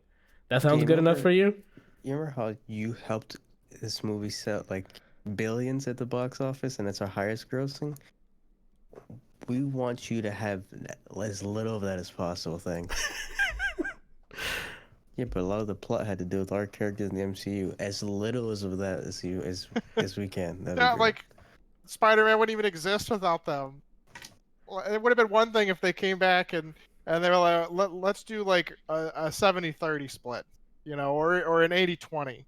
Something more than, hey, just like before, where we just want, no. Like, I think it was 5 or 10, something like that. 5 or 10%. It's I'm like, 5%. what? Of course they're going to say no. Sony, the heck do you think was going to come back? Oh, yes, we would love to. Fam, they don't need, unfortunately, they don't need Spider-Man. They can write around it. Unfortunately. The Avengers will continue to go on. More Marvel is going to come out. It's still going to be fine. You guys, on the other hand, came out with Venom, which it was enjoyable. That's not going to get you to the MCU level. That No, wasn't it's Far not. From Home in the slightest. And it wasn't, yeah, exactly. Not even, Even Kelsey agrees. and he hasn't even seen it yet. The new No, Spider-Man. like Venom You was saw really Spider-Man. cool. Yeah. I thought it was a great movie, but Yeah, I I enjoyed can only imagine that it just it's nowhere near some of the other stuff that they've done, and I can only imagine the things that I've heard about the new Spider-Man movies, that it's just like, what movie? Venom? I've never heard of that. Yeah. Is that a perfume Venom? Is that French? What does it make me smell like? I don't even. Okay. So yeah. I'm tired of people. People are so fucking greedy that they just want to ruin it for everybody. And they have contracts, I think, to make, what was it, 3 or 4 more Spider-Man movies? Sony does. Something like That that. sounds about right. So that means we'll probably have to wait until that contract ends up before they can get it back for real. So we'll have to go through a bunch of crappy Spider-Man movies first, and then some. I don't know. We'll see. Maybe they'll figure something out by next week.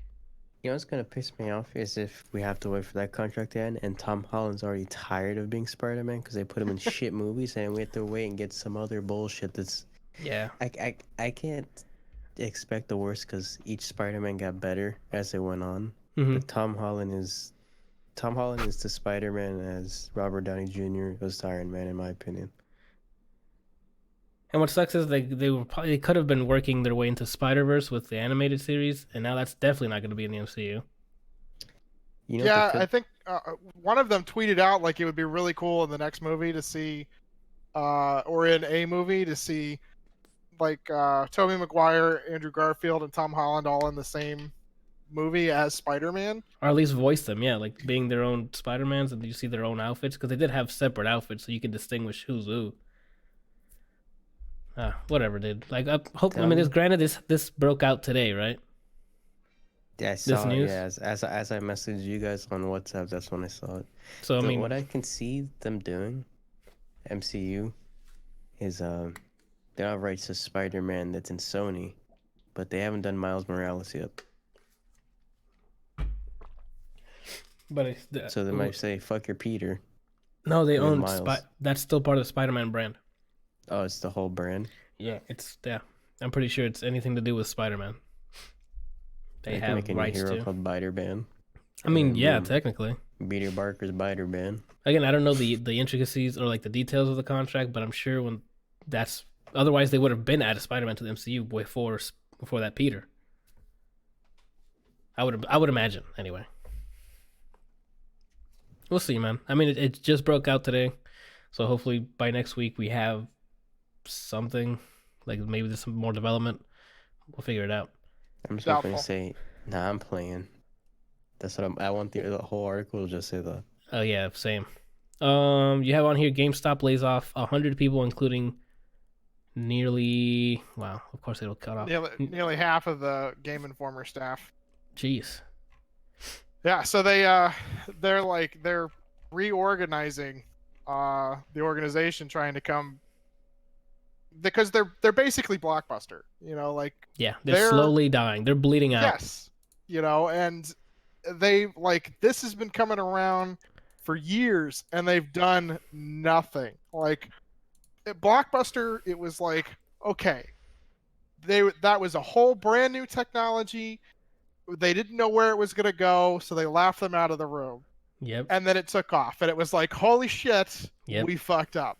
They should. Yeah. They instead of reacting to it, they just stood by passively. Hopefully, it went away. That's what happened. And here comes GameStop going, digital sales? They'll always buy physical editions.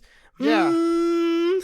And then what was EB Games? I think is gone, or Yeah. is doesn't got really bought by exist GameStop. anymore. GameStop bought them, so Yeah, which that right there was like, dude. what? Dude. That was your red flag. If EV Games is going down, hey, maybe it's slowly going down too. And now, even now, you can walk down to the mall near me, and you think you're going to ThinkGeek and GameStop are just doing this to keep each other alive. Most people, I mean, the ThinkGeek probably sells more than GameStop because of all the plushies and all the apparel and stuff like that, the clothes. Like, I guess the kids who unfortunately can't afford games stuff will probably buy some stuff off of GameStop because the used games do something to get dirt cheap. But nowadays, when free-to-play games like Fortnite and Warframe, you don't need to buy old games. You can just play those free-to-play. I mean, you might not like the grinding and stuff, but you have games to play. Apex is free. I mean, there's so much that's only digital these days. It's like there's no benefit to having a physical copy of anything anymore. Like there are very few games, aside from party games. There's a lot of things for the Switch that I would be like, yeah, we should have a physical copy because if you want to let your friend borrow it so they can play with their family or something, great. You're not having to hand them your Switch and be like, hey, just don't please break take care of it. Yeah. Please don't, wipe everything and set it back to default factory settings. If you destroy my what is it, Fire Emblem save, I'm gonna kill you. Yeah, but I don't know what GameStop was thinking.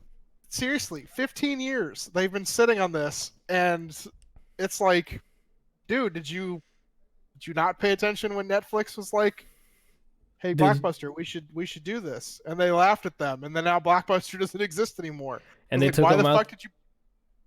why did you buy out EB Games? They were dying. The physical game is dying. Like, people don't even go to the like grocery stores anymore. Everybody fucking buys everything online. Instacart and Postmates.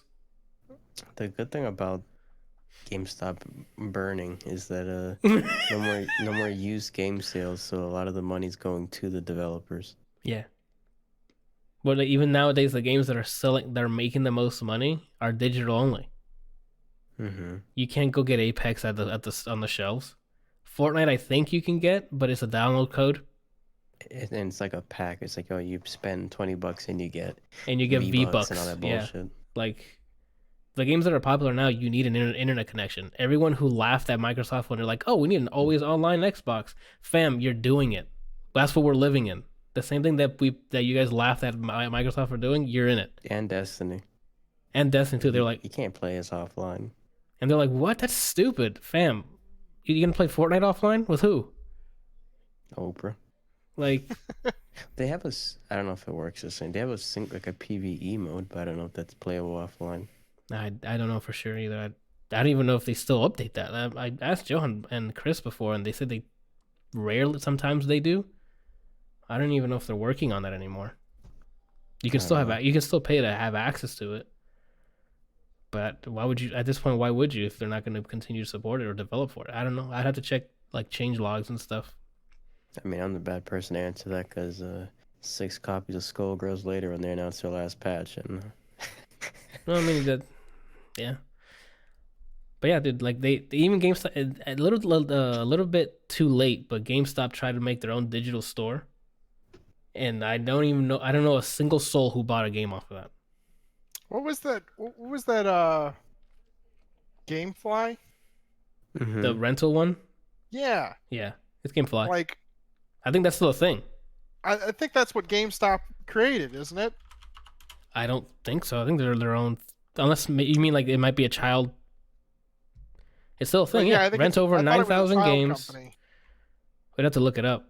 Let me see if there's a wiki. Usually those give you the founders. No, oh my God, you know who the parent company of GameFly is? Who? EA. Wow, I was not expecting that. Yeah, parent is Electronic Arts for GameFly. And with things like GameFly and Redbox, where you pay like $1 or $2 a day to rent a game and you can just send it back, like, and then when you can get through like all these single player games in like 10 hours, you can just rent it on Friday, by Sunday you're done with it. If you're just gonna sit down and play a specific single player game, and then you can, I just beat Spider-Man PS4 for $5, and you just return it and you just save yourself $55, dude. Yeah, I don't know. It's always been inevitable. It's they're bleeding. They're just, everyone is, whoever's still hold on to the physical thing, they're holding on with dear life. They're slowly bleeding out, but sooner or later, yes, the physical stuff will be completely gone. It's a collector's item at this point, basically. Yeah, same with like CDs. They still sell CDs, but man, when they say this went platinum and stuff, I'm like, I'm hoping that includes digital sales, because I can't imagine millions of CDs sold. Most of it is streams now, but CDs are getting let me see, underrated, because they still make up a good chunk of sales in terms of music. Yeah. Oh, okay. They're still people holding fight, on. but, Oh, okay, gotcha. yeah. Waiting for everybody to switch everything over to micro SD cards. Where you like they sell you SD cards. Yeah, they just sell you an SD card with the game and things on it. Like, I'm waiting for those toothbrushes that would play Miley Cyrus when you put them in your mouth. I'm waiting for those to come back. All right. And I think that's it for news. The rest of it on here is just trailers, right? Settlers, Control, Final Fantasy. Oh, the 8 remastered's out, I think, this week, yes. Right? So the I don't know that it's out. I think it's coming. Oh, okay. If it's out, I need to go fucking buy it right now. Yeah, I was gonna ask you if you're gonna get it and play through it again. You're goddamn right, I am. Okay, cool. I know they actually updated assets this time. It's not just rendering it at high resolution. Yeah, they like some of the stuff. Like if you watch the trailer, some of the stuff you're like, you couldn't have updated that. Like what? Oh, they left some stuff Why? out. You know, That's most of unfortunate. it they've gone back and they've upgraded the number of Teraflops. yeah. they tightened up the graphics on level 3. Uh-huh. I can't the number of triangles, the Polygons. polygons, yes. They updated a lot of the polygons and the models, so Oh, that that's something. they're nicer looking. Like everything looks A bit more modern. Everything's like Okay. smooth and whatever. The cutscenes look amazing. The characters. did they re-rendered the pre-rendered scenes, I'm pretty sure they did. or did they just At least upscale? that's the Oh, way it looked than when they were showing the trailer. Got it. But they definitely updated the character models for like when you're fighting, Mm-hmm. which is really nice. And then they updated a whole bunch of other textures and things. Nice. You gonna stream it when you get it? Yeah, probably. Nice. Is it on Steam or is it just Switch? What? I thought it was on I don't know, it's a PS4 good and question. Steam. I thought it was on PS4 and PC. Yeah, I think it's coming to PC. Okay. See I if, thought it was just on I don't know why I thought it was just for Switch. September release coming. Oh, it is. Xbox One, PS4, and Steam. And Switch. You're right, Brian. It's on all of them. And the Switch, yeah.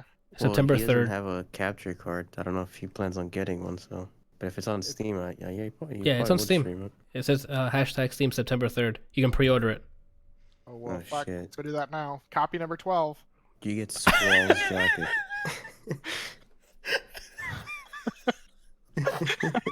I believe him. He's So probably. I think It's probably higher. He's just being modest. I think I the think it's, frame of his Corvette is just made from the CD cases of Final Fantasy games. let's see. I think I have. So I have a Black Label, which is like one of the originals that was Mhm. released, and then I think I have 2 or 3 copies of Greatest Hits, because like the first one I had was a Greatest, or no, I think my first one was actually a Black Label, and then I ended up getting like a couple copies of it when I used to troll eBay all the time. Uh huh.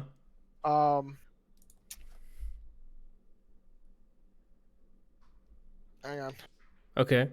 And so like when I used to troll eBay all the time for deals and whatever, and when I was dating Liza, she wanted a PlayStation so she could play some stuff, and Yeah. there was a couple of those mass buys that had a bunch of games that she would enjoy, and had copies of Final Fantasy 7, 8, and Legend of Dragoon. Man. Okay. So I think I have 4 copies of Dragoon, 4 or 5 copies of FF8, 3 copies of 7, and then I have all of them on Steam.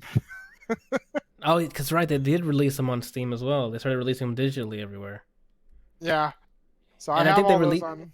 Did you get 3, 4, and 6? I think 3, 4, and 6 were released on Steam too, right? Like the older ones, the 2D ones, or am I wrong?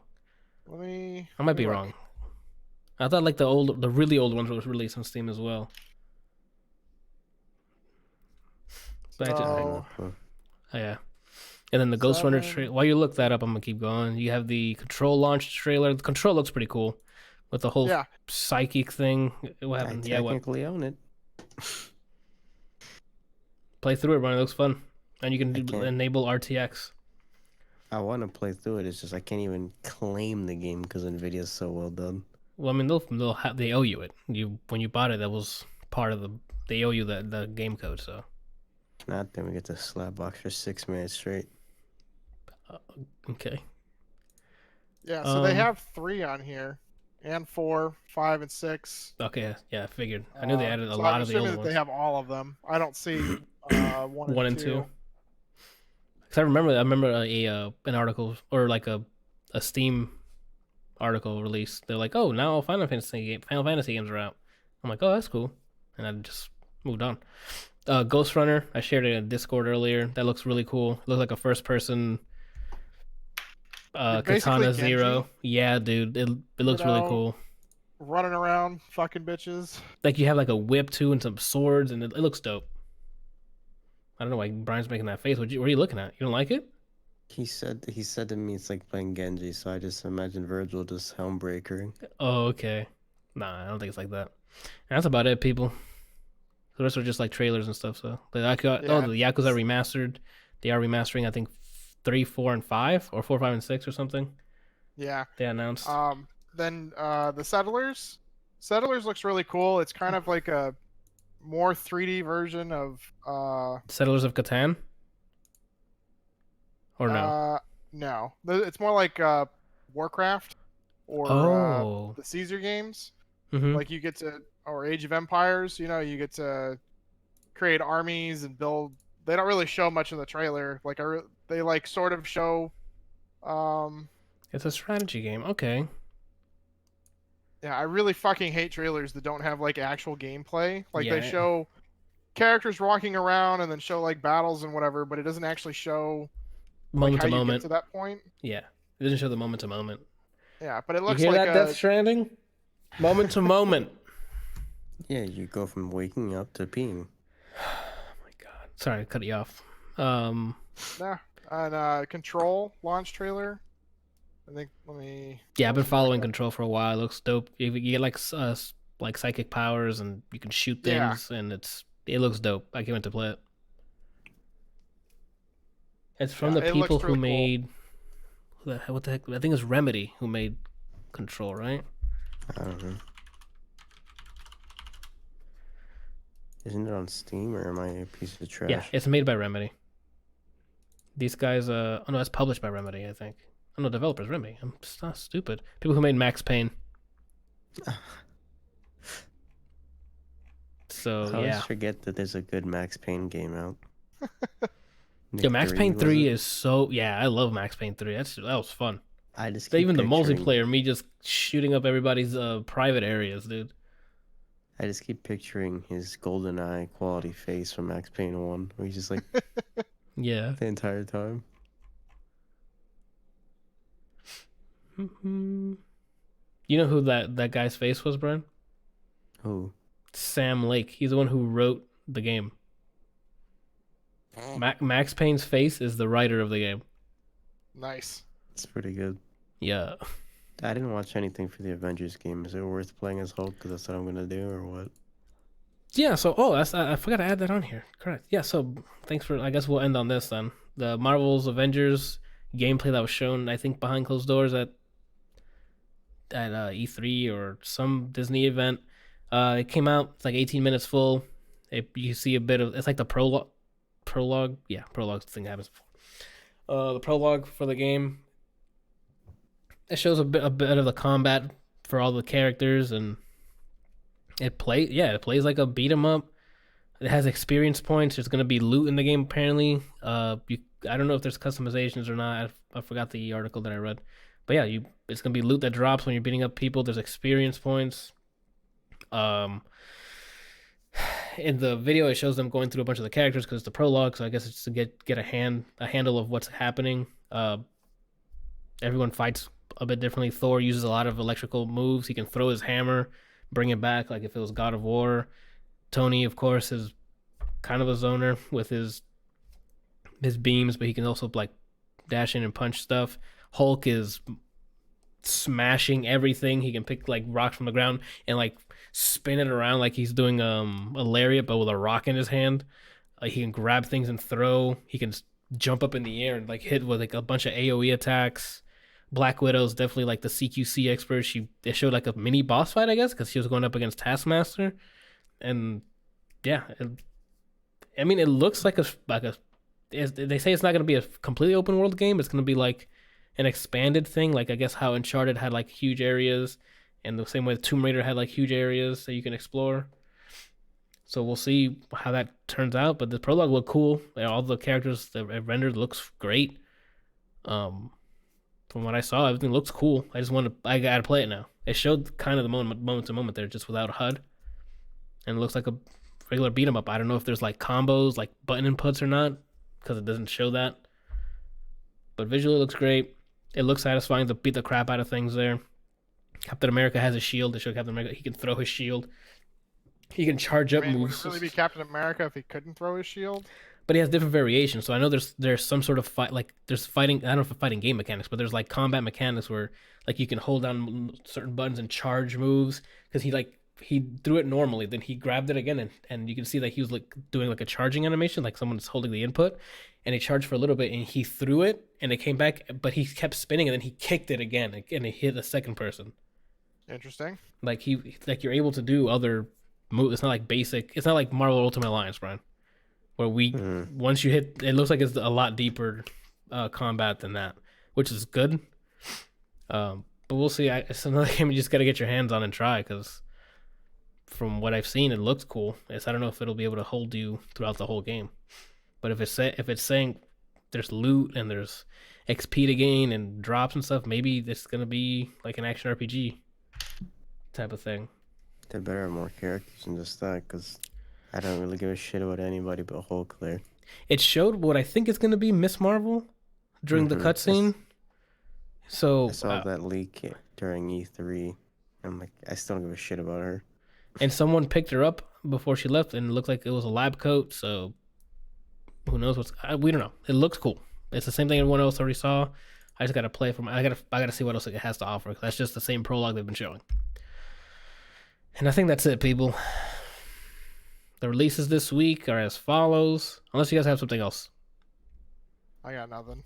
Released this week. No, I mean, like, I'm asking you before I could go to notable releases. Did you have anything else you want to add or talk about? No. Okay. So releases that I saw this week that I jot down because I write things that I know about is a Remnant from the Ashes, which is a game we were speaking before the podcast started. It looks really cool. It looks like a third-person shooter / Dark Souls thing, but I don't know. It looks cool from what I've seen, but it looked difficult. But like Kelsey, you saying, streamers are, I think, doing it on hard difficulty for content purposes and for probably a challenge too.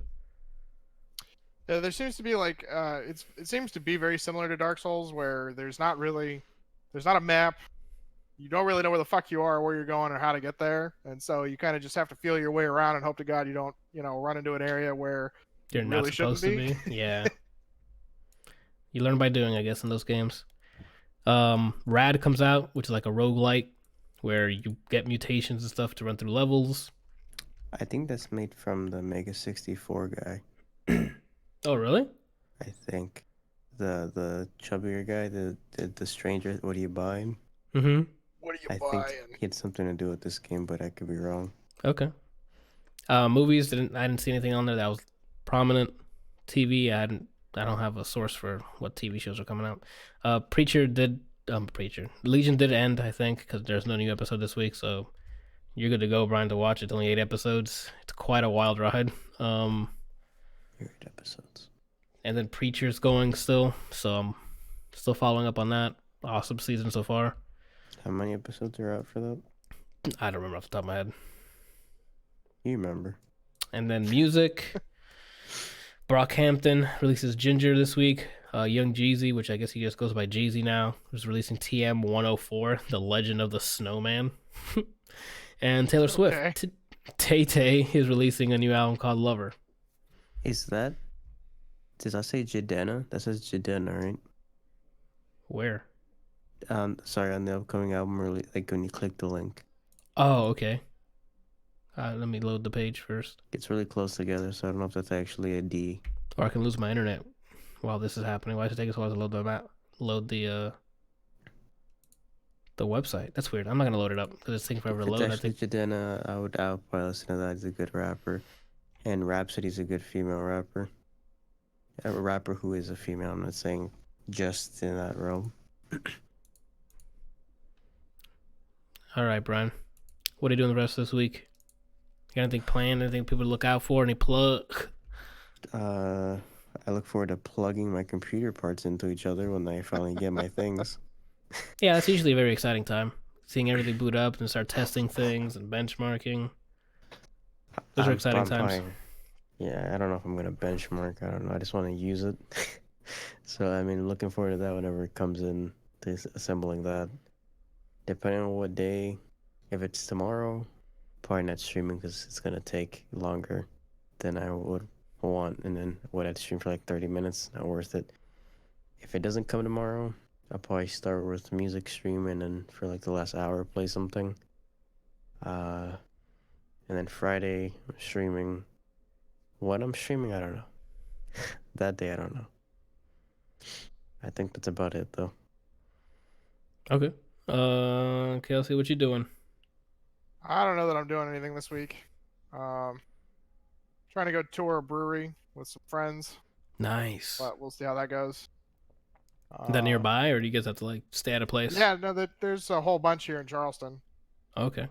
So Nice, man. we'll, Drink Is it responsibly. cold there? And I shouldn't ask you. You don't believe in weather. I was gonna ask if it was cold in October. His body nullifies him. weather. Oh man. We do need to check the weather to see if it's going to be cold during that time. I doubt it, but I don't know. because usually you say that the weather's fine up there because it's like Florida but less humid, right? Yeah, it's not quite as humid here as it is in Florida, but it's still pretty humid. Got it. Like there are days that it actually is it can get worse. Okay. But But you can assure me that it's not going to happen when we're up there, right? no, I mean, Okay, that October was is your one of chance. That was your chance. October's now. one of those months that it's like there's a chance that it'll be cool or cooler. Like it's never cold here. But there's a chance that it could be cooler. Okay, so what I need you to do is assure me that you're going to make sure it doesn't So what I'm happen. gonna do is I'm not gonna do that. Wow, he only uses his powers for his kind. So we're moving on then. I don't know why I'm asking. I'm gonna wear a hoodie anyway. You can't wear a hoodie to the wedding, Brian. I'm not saying on that. I'm saying Oh. I'm asking for the days around it because I already know Got I'm it. wearing there. I'm wearing nothing. I'm Oh, wearing the got it. victory medal I'm gonna get from Body and Kelsey, Adam, and Jamie's bitch ass when we play Smash. Hey, you're gonna want to bring that hoodie so that you can hide your face in shame. Oh, that's pretty good, dude. Did you get it from the toilet store? Anyway, so I'll probably be streaming tomorrow and Thursday unless Brian's parts get in. I'm gonna go put the parts together for him. He's a Probably grown more. ass man. He can figure out how to do it. I don't want to. I get money very rarely, so I'm trying to make sure that I don't waste it by breaking something. How is your job going? It's all right. It's kind of when the days are like a lot of stuff to do. It's okay, but on slow days, I'm just like, how to tie a noose, you know? Just googling that. Spit it out, Anthony. Who are you wearing? It took me a while to realize what you said. So, yeah, I'll probably be streaming. Most likely Call of Duty, maybe Black Ops, maybe Battlefield because it seems like they had Battlefield at Gamescom and they're testing out new weapons and new maps and stuff. So they might drop a new update this week. So I might play some Battlefield instead this week. Maybe more Black Ops.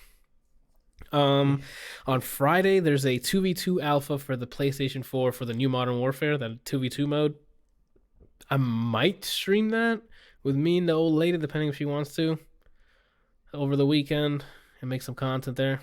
But if not, I'll probably just play it and have my impressions on it next week. That's a mode that I've been looking forward to because it looks like it's quick rounds, like small maps, just 2v2, like round based, so you only have one life. It just looks really intense. It's like a much faster paced version of what is it, Siege? Because you don't have to worry about like breaking walls and stuff. It's just position yourself.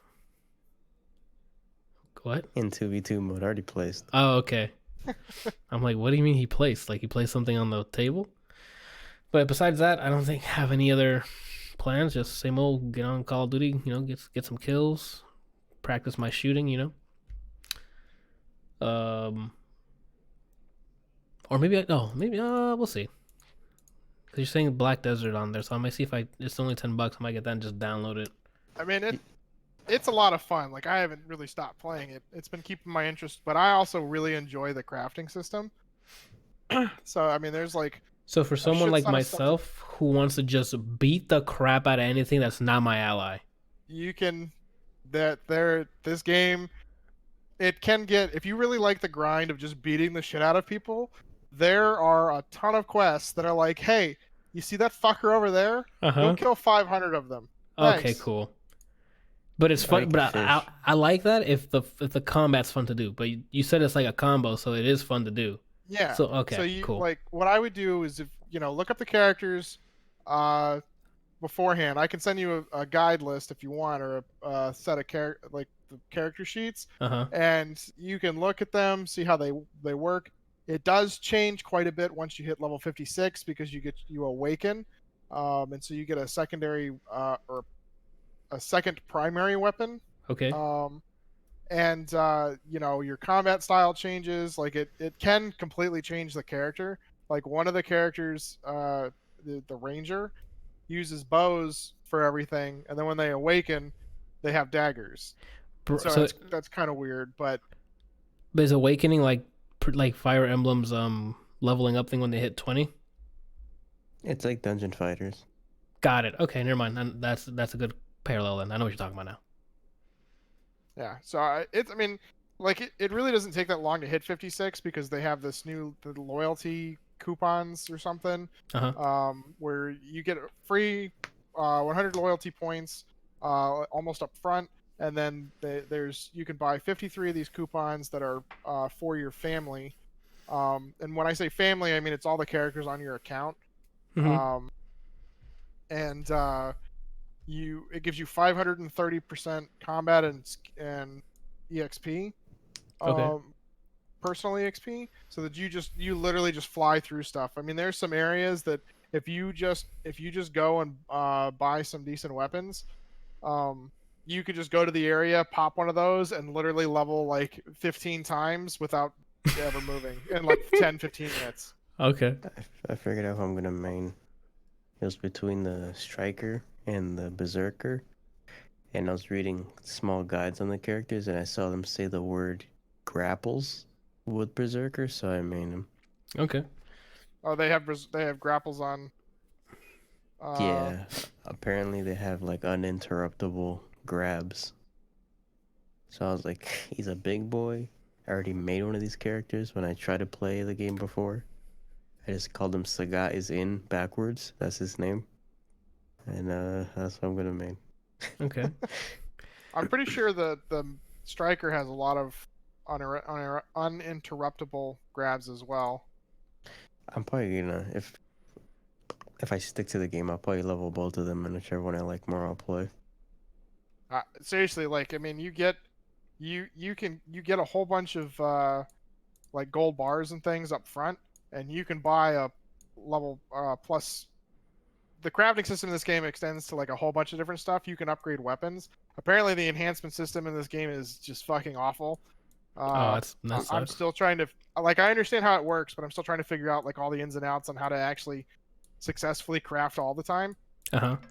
Because you have a low chance to upgrade stuff for like high-end weapons, and so what you have to do is when you fail a craft or fail an enhancement, you get +1 chance, a +1 chance to upgrade the next time. And so if you you can buy weapons and armor that are used as fail crafters because they're like cheap to repair or something, and you just fail a bunch of times and get your bonus up so that you can do the successful craft on the other thing that you really want. I'm probably not gonna do a lot of crap. Like, again, I'm gonna be there to punch someone so hard. They're gonna be in Black Desert too. Brian's gonna be fishing. I'm gonna be punching and attacking. You're gonna be crafting. See, we got a good team going on here. All right. Yeah. So yeah, I'll probably grab that. I'll probably grab it. I'll shoot that tomorrow then. We can do that Thursday. If you don't wanna spend $10, we can Overwatch at some point in this week too. I want Overwatch. Oh, I forgot. Yeah, or Overwatch.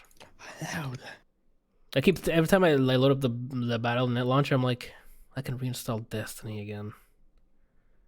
I've been watching Dr. Lupo. I gotta end this podcast. So yeah, I'll see you guys next week. Patreon.com/ADLRplays. Wow, let me try that again.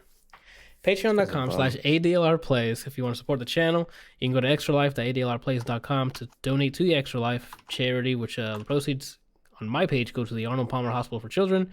And as always, if you have a topic for us to discuss, you can go to topics.adlrplays.com and we'll talk about it on a future episode.